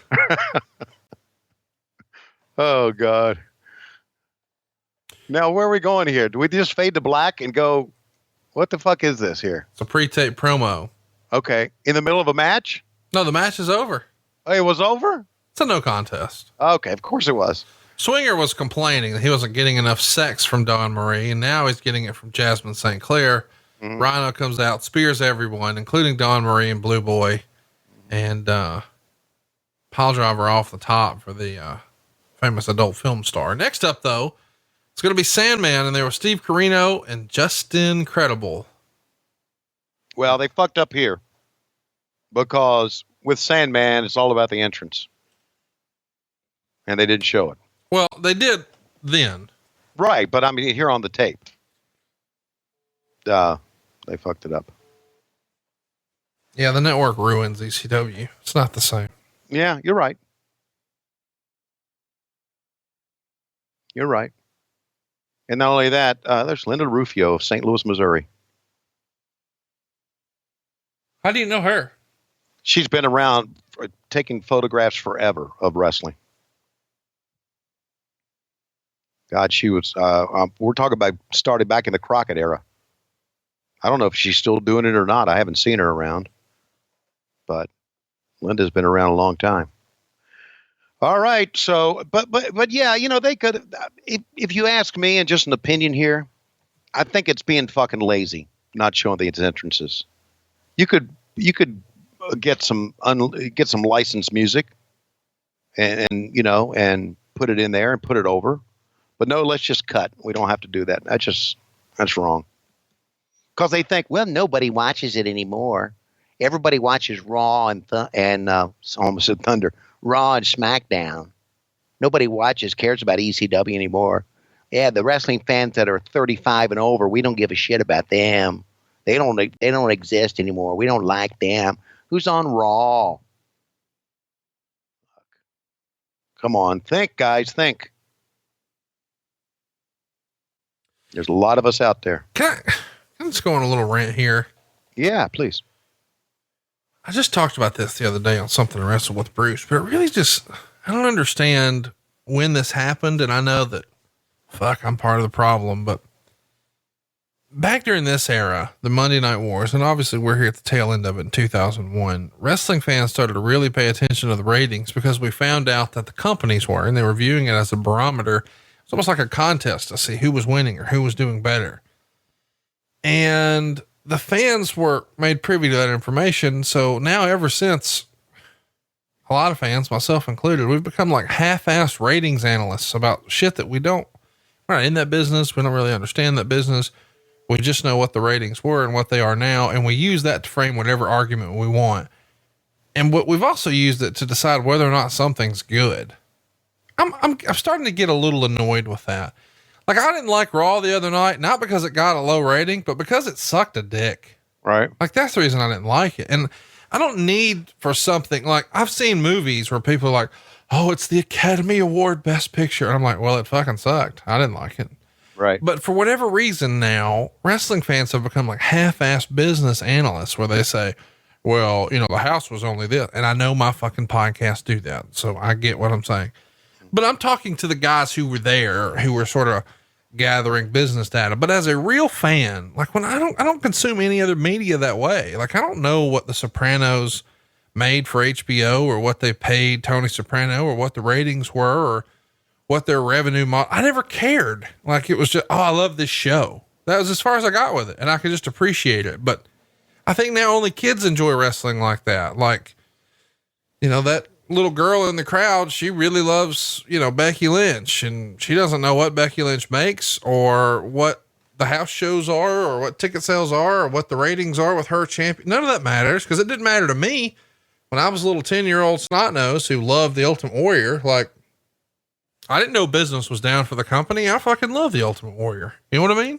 Yes.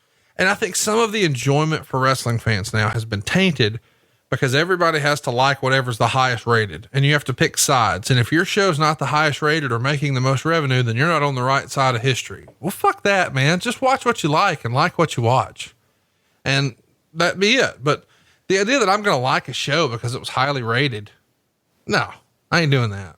And I wish that more fans would sort of co-sign that with me. Just watch what you like. And I'm getting into this because, of course, everybody these last few weeks is a ratings expert. Oh, the WWE's dead. Their ratings are down. Well, who gives a shit? If that show the other night got a 10, it still sucked. I don't have to like it because it was well rated. And if it was poorly rated, but I liked it, then that's all that matters too. It's a two-way deal. And so now with all the AEW TV talk, there's a lot of people who are they getting paid for the show or are they paying for the show? And if they're getting paid, how much is it? What does it matter? That matters to Tony Khan and his management. That doesn't bother me. What are the matches? What are the storylines? Do I like it? Is it entertaining? Am I going to watch more of it?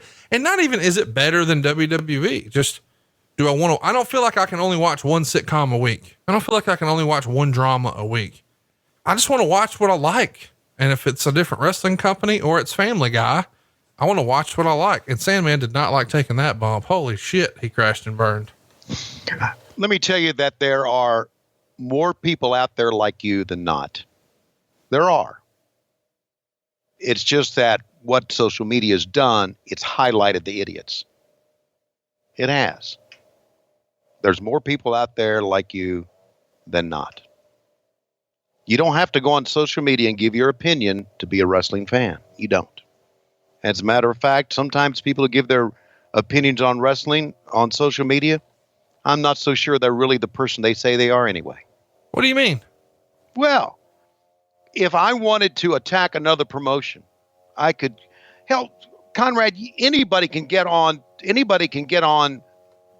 Twitter account and say they're somebody else and come up with, there are millions of free emails out there. Just get a new email, come up with something else, work behind the scenes for another company and shit on the other company. Do you understand what I'm saying? Right. It's the anonymity of social media. I don't believe all of it. I don't believe all of it. Now, we got a lot of friends on Twitter that we know who they are, and there's a lot of people, but I think there's a lot of them on there who are not who they say they are. They're just in it to try to fuck the other company up. I do. I've always believed that. And it's kind of like the ratings game on Yelp or somewhere else when a restaurant gets 4 stars or maybe a restaurant gets 1 star. And how do we know it wasn't a competing wrestler doing that? We don't know. So you got to take that shit with a grain of salt. You really do. I tell you what, I'm going to leave a 1-star review for my fucking landscapers who decided to start working on my lawn today. Dave Silva, get your fucking relatives out of the front yard. Tell them to go work on the pool. Yeah, backyard, not front yard. Like Tony Schiavone on date night, backyard. And you know what? Hey, what? Dave Silva would say, well, sorry, Mr. Conrad. I wanted to take a break from doing 1 million graphics for Starrcast. Yeah, probably so. Mm-hmm. But I don't have him out there weed eating. I got the rest of his family out there weed eating. That's Aaron with the weed eater's taller than Aaron. That's okay. It's ambience. It's real. It's what we're about. We're realism here. I mean, the damn dogs were in here. The lawns are going. Right. Yeah, this doesn't happen with my other shows. It only happens here. And you know why? Because we are real. Because it's a watch along and I can't stop it. Because if this was any other show, I'd say, hang on. And I go out front and be like, what the fuck are you doing? But now, we're rolling, baby. So, hey, see that belt hanging from the ceiling? Yes. It's in my office. That's what I'm talking about. See, there you go. There you go. So in case you missed it. Did he break his leg right there? Yes, he's dead. Look at the ladder. He's going to try to climb this. No, he's not. Thought better of it. Okay. It's, Francine's on the outside, isn't she? Well, yeah. I mean, the winner gets to have sex with her. Oh, I'd do a run-in on this one. That's what they've been teasing. All the angles in this in this entire show are driven by who gets to have sex with who. So it's your kind of pay-per-view. Yeah. So my question is, if that's the angle, why aren't we showing enough of her? We need to more camera shots of Francine. What the fuck? By the way, another reason you would have loved Steve Corino, he called himself the king of old school. Oh, very good. So he had like a feud with Dusty Rhodes and he's bleeding every week. And he is the most Tony Schiavone wrestler of this era ever. And I've often said, and I'm going to get some hate tweets for this, but I don't care. Send them. Steve Corino was born 10 years too young. If Steve Corino could have been this Steve Corino in 2011, I think he would have had a bigger run on TV. Yeah, I agree. Not only that, he's a big baseball guy too. I'm saying like the CM Punk movement, which went nuts in 2011, body type wise, not too terribly different. At this stage of the game though, Vince was not pushing guys who had Steve Corino's physique, but Corino was a strong promo. He was good in the ring. He could have, I'm not comparing him to CM Punk either. I don't want to get hate tweets about that. I know they're different performers, blah, blah, blah. I'm just saying, at the WWE sort of loosened up what their cookie cutter, check the box type of star was. At this point, they're still looking for the next John Cena and Dave Bautista. They still want jacked up monsters or Bobby Lashley's or whatever. And Corino might not have had the same opportunities in 2001 that he would be afforded in 2011. Oh my God. Sandman is laying it all on the line in this last ECW show. How many tables do you think Sandman's been put through in his life? Oh my God. A plethora of tables. Do you like that word, plethora? Yeah. Doesn't really fit with our, well, let's put another one in there. Here we go. This is your last ECW world title match on pay-per-view ever. Those last two shows, man, they were collector tapes for a while. I guess I should mention, I don't even know that you know this, but there was a house show once, and I think RF Video sold it. I never saw it, but there was a house show where Sandman got so drunk that he sort of refused to do much wrestling and just was really not in any condition to perform. But he dropped his pants, exposed his penis. Wow. It's kind of like Jake the Snake from Heroes of Wrestling. How do you even know about that? I was smartened up to it on our chat, our recent chat, and I watched the promo. Did Efren tell you about it? Yeah. How did I know that? There's the money shot right there. You know she's going to be in Huntsville soon. Whoa, that's not too far away from me. What do you think? Do you think that she needs somebody there to drive her to the airport and back? Maybe. Is her husband going to be with her? I don't know. But I mean, you could come visit. I could take you to see her. Yeah. So this Sandman Gets Naked show happened in Pensacola, Florida, in July of 2000. Sandman came through the crowd and was noticeably feeling good, and he grabbed the little hammer and hit the ring bell several times. All right. That was sort of a sign of what was to come. And then Sandman starts acting like a nut, and Tommy grabs the microphone and does a promo challenging the heels. And he says, afterwards, we're going to go to a bar and watch Sandman get naked.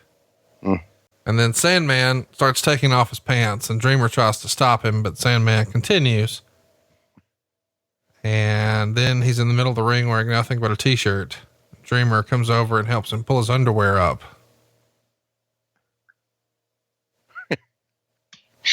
Sounds like a hell of an angle to me. What do you think? Did he have a brown streak in his underwear? Heyman would give a quote to the Torch. He would say, Sandman's actions were inappropriate and unprofessional, and he will face disciplinary action for them. And he was suspended without pay for this weekend and probably next weekend shows. So, which I couldn't afford to pay him anyway. Right. Which is really a good way to look at the height on this ladder. He keeps going taller and taller because they keep moving the belt up. I know. Yeah. There it is. Sandman, your last ECW World Heavyweight Champion. Wow. And he kept his pants on, so that's good.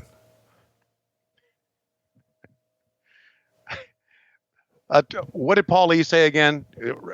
What was his exact quote or close to it? He said it's inappropriate. Yeah, inappropriate. Inappropriate. ECW is saying something's inappropriate. Well, you're not supposed to pull your dong out. You think we're doing fucking everything else? Wait a minute. You would have been okay with public donging? No, I would have been okay. Well, we're showing Francine trying to deep throat a sandwich. We're showing Missy coming out after screwing Just Incredible and asking Missy asking Jack Victory if she had sex with him. And so now you're saying something's inappropriate after putting that on the air? Come on. So Sandman reflecting on this world title. Yeah. He's been synonymous with ECW for so long. Of course, first being champion, I don't know, 5-6 years prior to this. And, now the company has had all these ups and downs. They've been on national TV, action figures, video games, pay-per-view, so many milestones. And this feels like the end. It's a cool moment here with, one of the more iconic characters. Cause I think when you think about ECW, there are a handful of characters that are synonymous, you know, Taz, Sabu, the Dudleys, Rob Van Dam, Tommy Dreamer, and of course the Sandman. There are probably others, but you get the idea. Raven. But man, what a moment. And, everybody's sort of standing around to soak it in. Right. Giving him each moment. I think that's cool. This is all really cool.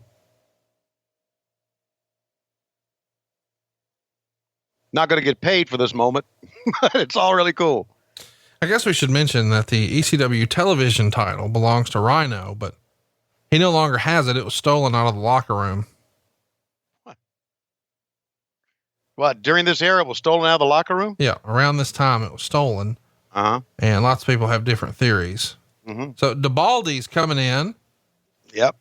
And they're going to start attacking Credible and Carino. Credible and Carino keep them at bay. Sandman sets up a table in the corner. He's got some bad intentions. Let's see how this goes. All right. God, they're tables.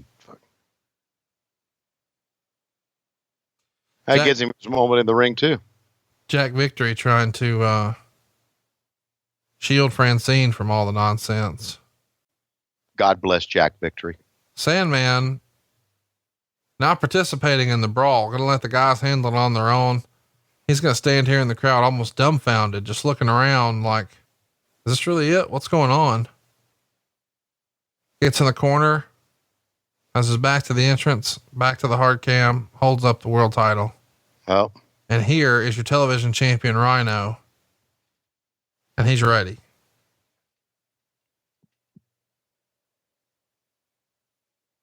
And he stumbled. But then he got him. Yeah, that was pretty good. Now he's looking for the microphone. Oh. And he's going to say on the mic here something like, since ECW no longer has TV, I don't want the TV title. I want the heavyweight title. Of course, Sandman's already dead, but he's going to agree to this match, this impromptu title defense against Rhino right now, because Rhino is threatening to kill his family. So if you don't give me the title shot, I'm going to murder your family. Well, that's pretty good incentive. Yeah.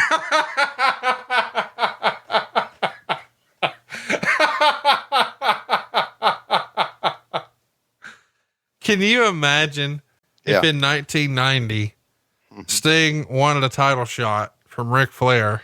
Yeah. And he's like, Rick, I gotta say, if you don't give me the title shot, I'm going to break in your house and murder your family.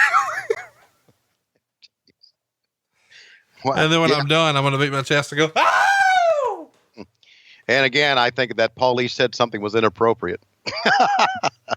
Well, I mean, again, saying you're going to kill somebody's family and then showing your dong to children, those are different things. I know they're different things. Because you could say, well, he's not going to really kill him, but you couldn't say that's not really his penis. That really was his penis. Do you think Sandman's penis ever did blade jobs? I have a feeling Sandman's penis. I have a feeling that one of Sandman's nuts picked up a beer can and bashed the penis in the head. That's what I was going to say. I wonder if it would bash, do the beer bash deals, or if he would use it like it was a cane. It just whack chicks in the head with it as hard as it could. Yo. I wonder if he'd put a little cigarette at the tip. Oh, all right. So this is the impromptu match. It's called Save the Family match. Save the family. Look at this. Just picking up the dead corpse and oh. Oh no, he's going to lose it. No, of course not. Out. Fuck you, Rhino. I'm kicking out, man. By the way, I think he owned a cab company at one point. Sandman did. You did? Can you imagine? And that's why he was called Hack. Yeah. Yeah. He's one of Bruce Pritchard's favorites. Pile driver through the table onto the floor. Really, Rhino takes care of everybody on that. I know you made a big sigh and a big gasp every time you see it, but he really is taking care of him on his way down. Oh, that's good. 1, 2. No, fuck you. I'm kicking out again. I'm telling you, this is where, if you really want to win the match, this is where a fucking cane dipped in Tabasco up the shooter right there would win it for you.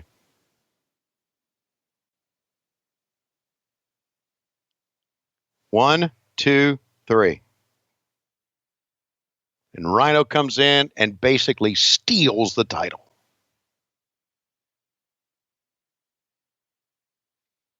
How the fans not reacting to this too well, are they? No. I mean, they don't know what to think. I mean, yeah, see, because Sandman's their man, right? Kinda.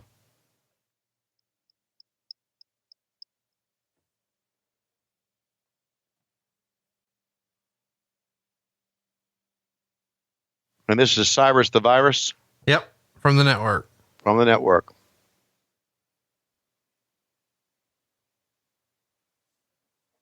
And the network wins.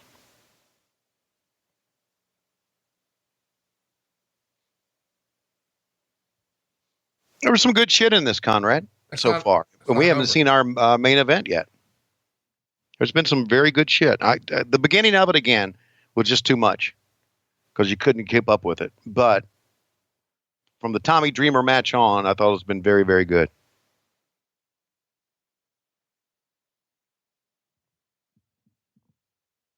So Cyrus the Virus here, cutting a hell of a promo. He's challenging anyone from the back to come out and challenge Rhino. And he's saying anyone from any promotion. and they start playing Rob Van Dam's theme music, and the crowd goes bananas because Van Dam is their hero, one of the top stars in ECW, and he has not been here for quite a while. And here he is. He's back. That's fucking cool. That is fucking cool. They're buying it now, man.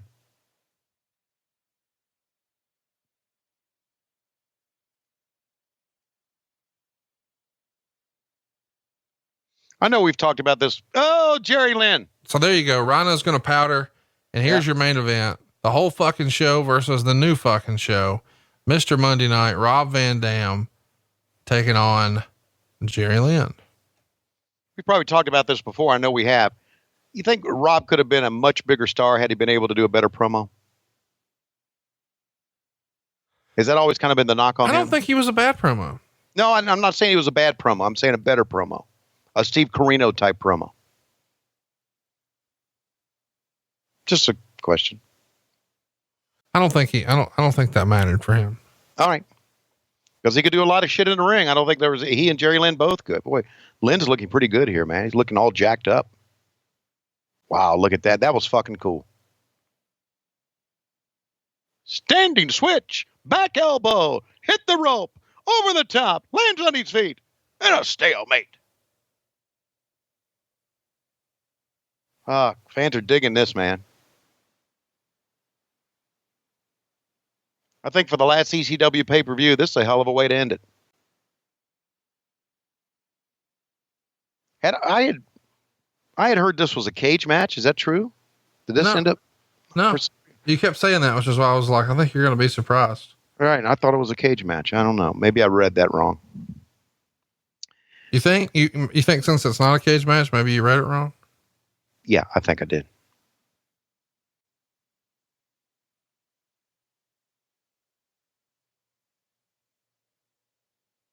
Sending Tommy Dreamer a text about watching his match.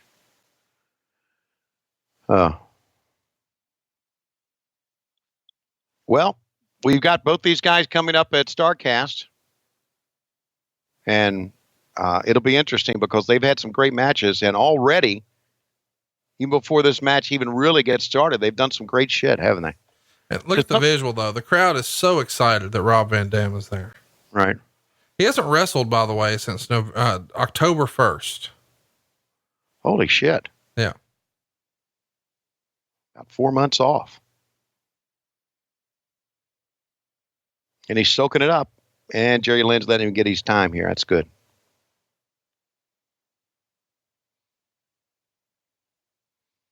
The greatest rivalry in ECW, you think, these two?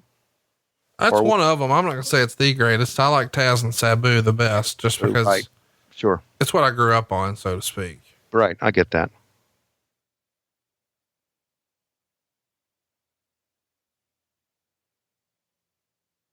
And I know you don't want to get Taz any more pissed off at you than he is. No, he's mad 24/7. Yeah. Well, some people are just like that. I married that. Now Jerry Lynn.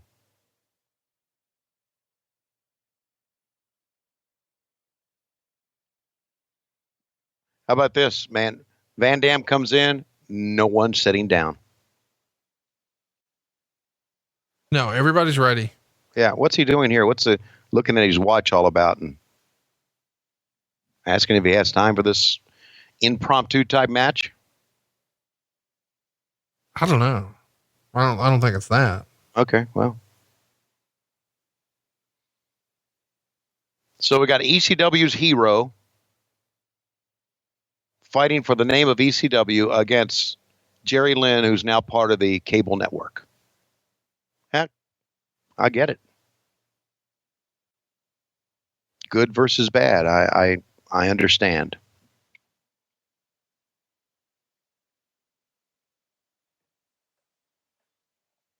Van Dam, Jerry Lynn, this is your second match of theirs, or that you've seen, or the third?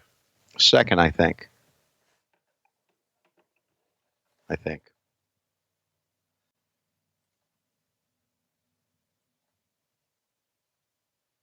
We've had ladders, we've had chairs, we've had tables, we've had razor wire, but now we're just going to have them just fucking duke it out.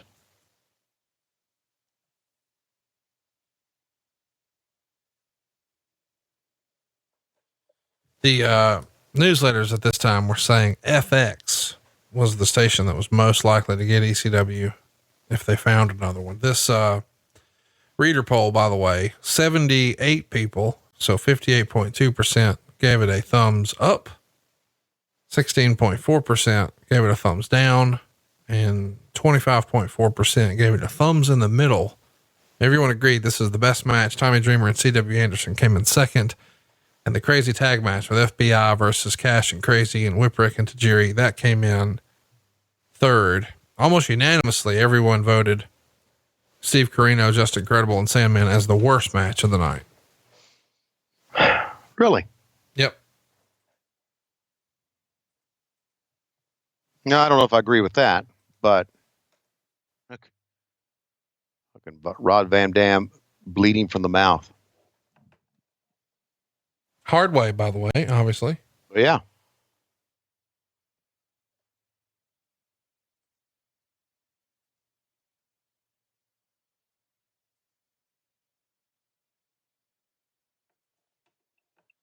So overall, who have you, you've seen a lot of ECW. What are your favorite characters in ECW? Who are some of your favorite performers? We know you love Francine. Love Francine, obviously. I love Rob Van Dam. Loved Taz, really did. I just thought he demoted a badass. He just looked the badass to me. Fucking love the FBI. I'm talking about all incarnations of them. Just love their shit. And, Rhino's pretty cool too. But I guess the guy that represents ECW more than any would be Sandman, right? I mean, a guy that comes to the ring with a kendo stick or whatever you call it and a can of beer, bashing it over his head to enter Sandman and the fans reacting to it. Wouldn't that be the trademark of ECW more than anything else? Yep. Props to New Jack for the crazy shit he did off the top. But all that being said, there's look at the shit that he can do, man. God, he was so compact too. He was so just powerful and compact, and he could do shit like that. But all that being said, to me, there's nothing like Bubba Ray doing an interview. Nothing like it. The Dudleys and the shit and the interviews that he used to cut and the promos that he cut on fans. And I talked to him about this. They were smart fans. They were into this shit. But he could still get them pissed off. That takes some talent, right? It does. And, you've got two of the best wrestlers in the world here. This is your last one. I mean, I don't know. I hate seeing stuff where I know it's like, this is the last one. It's like that last Nitro and now this last ECW pay per view. It's hard to really enjoy either one. Cause whether it was live or and I watched them both live, but now even on tape, it's just, Well, that says a lot about you as a wrestling fan. It really does. How much you cared about the product. And I certainly do appreciate that. I really do. It made me think of the last Nitro when you just said that and how I was just fucking glad it was over. And there was nothing forlorn about me that night. And maybe there should have been. Maybe that just goes to show you that I should have cared about. Wow. I don't know if they fucked up that spot or not, but that looked fucking good. It's like he cut his leg out from underneath him. He went head first on the apron.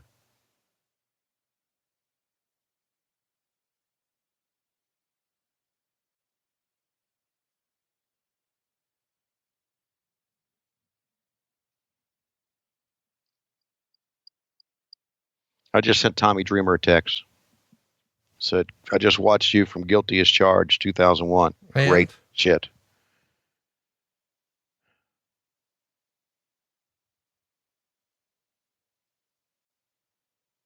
And fans helping him up, man. Huh? Atlas Security seemed back away, but the fans and their love for Rob Van Dam. They're hot for Rob Van Dam. He's their favorite wrestler by far. Oh, there you go. Expose that shit.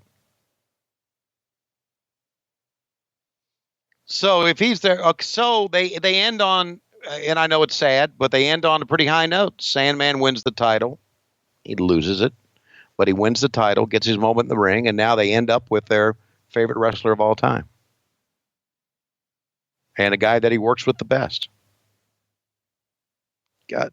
All right, this guy at ringside's getting too into this. There you go. Atlas took care of his ass. Did you see him? Gone. Atlas is ready. Yeah, they are.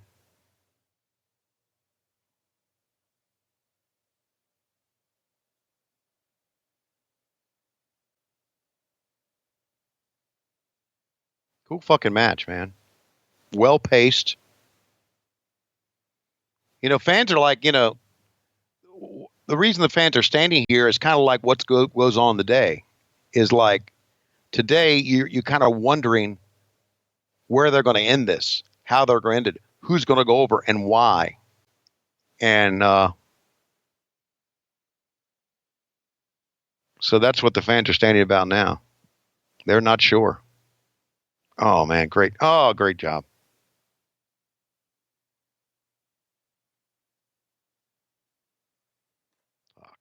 Why don't you give everybody a reason to be 14 again? Give us a call here. All right.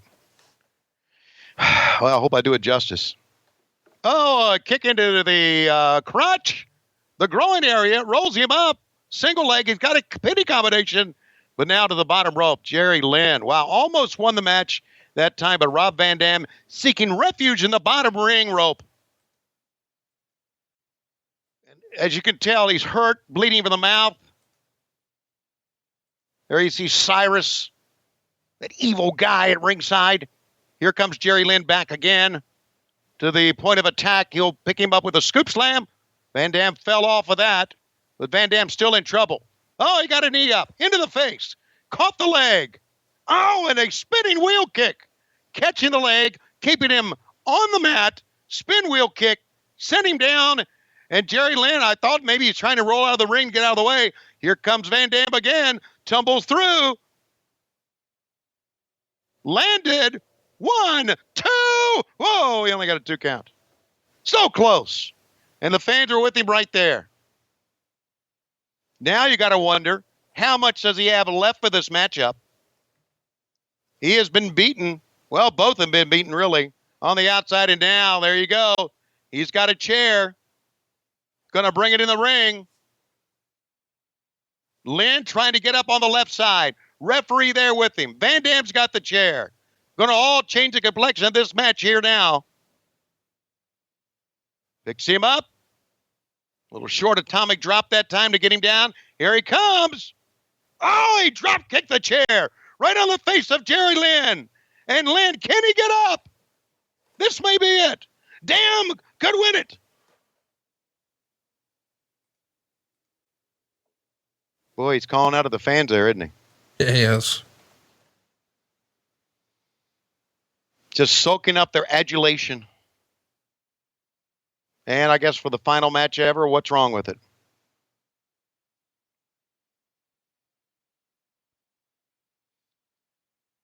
Irish whip into the corner. He's got the chair once again. Head of steam.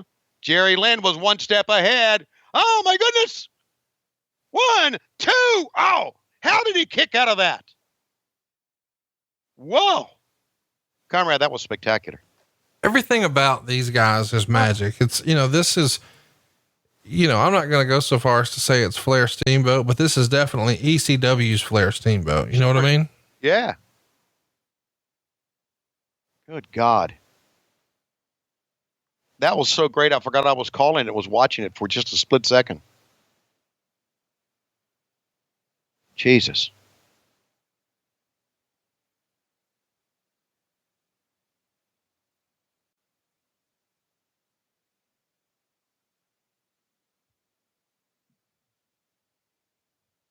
Every time they get up on the rope, you're thinking something crazy about to happen.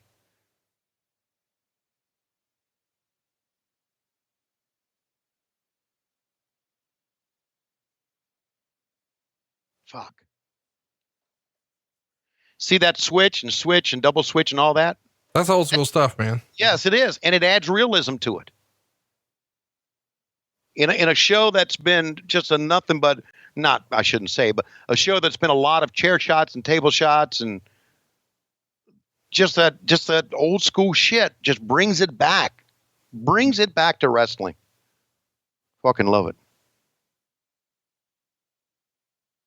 You know, it's realism, like you said. Like, you can see how exhausted Van Dam is. It looks like he's giving it everything he's got, Captain. Sure. It's, you know, it's really hard for me and you to make fun of a good match. You know, our shows are much more entertaining when we're watching bad stuff. Sure. But there's nothing to make fun of with this, man. Yeah.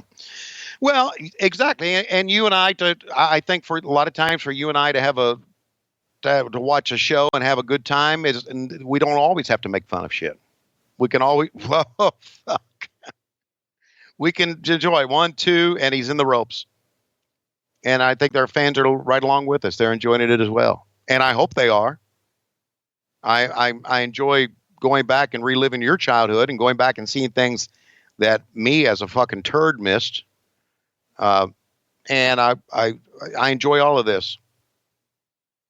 And the WWE should too, because we get people watching their network. Things normally they wouldn't watch.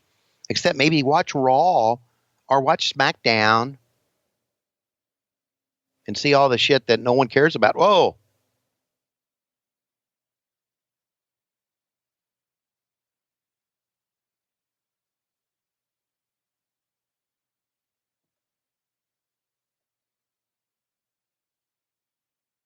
You know what I'm thinking about now?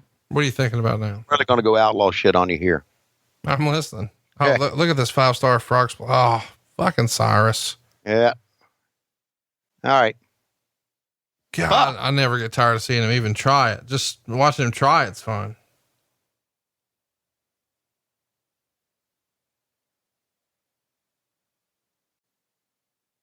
Who's chasing Cyrus in? Who's this? Oh, it's Joel Gertner. Go get him, Joel. Fuck yeah. Hell yeah. Since the network gave him a DDT, and look, he's wrapped his whole head up. Looks like a turban on his head as a bandage. That's right. I thought it was somebody with a white cap on backwards at first. There you go, Joel Gertner. Fuck yeah. So here I'm going to go real outlaw on you here. I'm ready. All right. These guys taking these fucking bumps, right? Probably didn't get paid shit on it. But who's making the money now? Yeah, I know who's making the money, WWE. and it's wrong. Why is it wrong? It's wrong. It's absolutely fucking wrong. These guys should have been in SAG. It's wrong. Why didn't you join SAG? I did join SAG. Oh, But what I'm saying is that SAG's outreach should have been into professional wrestling. It should have been. Do you know when they play Ready to Rumble, I still get a paycheck, sometimes $12. really? Every time it airs, you get $12? No, every time it airs at the end of the year, they'll gather up the whatever and cut me a check. One year it was $12. But it's something. It's something. I'm just saying that all these guys taking all these fucking bumps, signed away their shit, didn't know, love the business. Yeah, I'll do it. I'll go in, I'll take a bump. I'll cut my forehead. I'll DDT a guy on a chair. I'll do a fucking I'll do a fucking frog splash like this. And then guess what? Guess who's going to reap the benefits in 2019? It ain't these guys who put their life on the line. Vincent Kennedy McMahon. Exactly. So there. And I'm sorry I feel that way, but I know I'm right. So there you go. So we saw a great match. I just ended my chance to ever be on the network. And Joe Gertner is happy.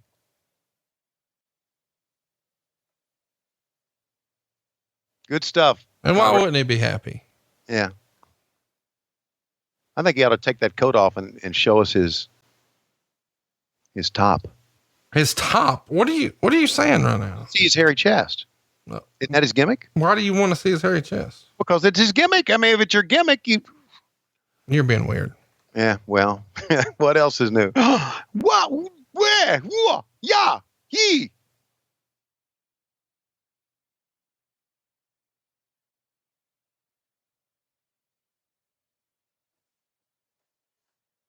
Are you going to say anything? Look at her. I'm looking. How can you listen to a great old school interview if she's in the shot? I love you. Carino, keep talking because I ain't paying attention to you. Neither you, Justin. Look at that fucking face of Tommy Dreamer. Holy shit. There you go. They know how to pick the replays, do they not? Yeah, they do. They know how to pick. You're exactly right. They have it. And that's some guys in the back knowing what the fuck they're doing. So what do you think of ECW Guilty As Charged 2001? Yeah, thumbs up. I like the way they ended it. I like all this. Obviously, I love Francine. I love the Tommy Dreamer shit. Some of at the beginning of it, it got kind of too crazy for me, but they brought it back down. And Mikey Whipwreck and a red hairdo. Hack wins. All that shit. Chili Willy. Nothing wrong with the porn star. And there you see Hack's entrance that we didn't see because it was cut out on the video. Yeah, this show without the entrances, just a little over 2 hours. Of course, right. You know, there's probably 45 minutes cut out of the damn thing. Right. But I like watching old ECW with you. I should have not educated you as to who everybody was and just let you name guys. I'll never forget when you called Cronus Daryl. Well, Daryl, it's a good name. And there's so many guys who actually wrestled in WCW. You called their matches and you didn't remember. What would you call Francine's Hurricane Rana if you had to name it something? The Furry Rana. Oh, okay. I was going to call it a Frankencooter.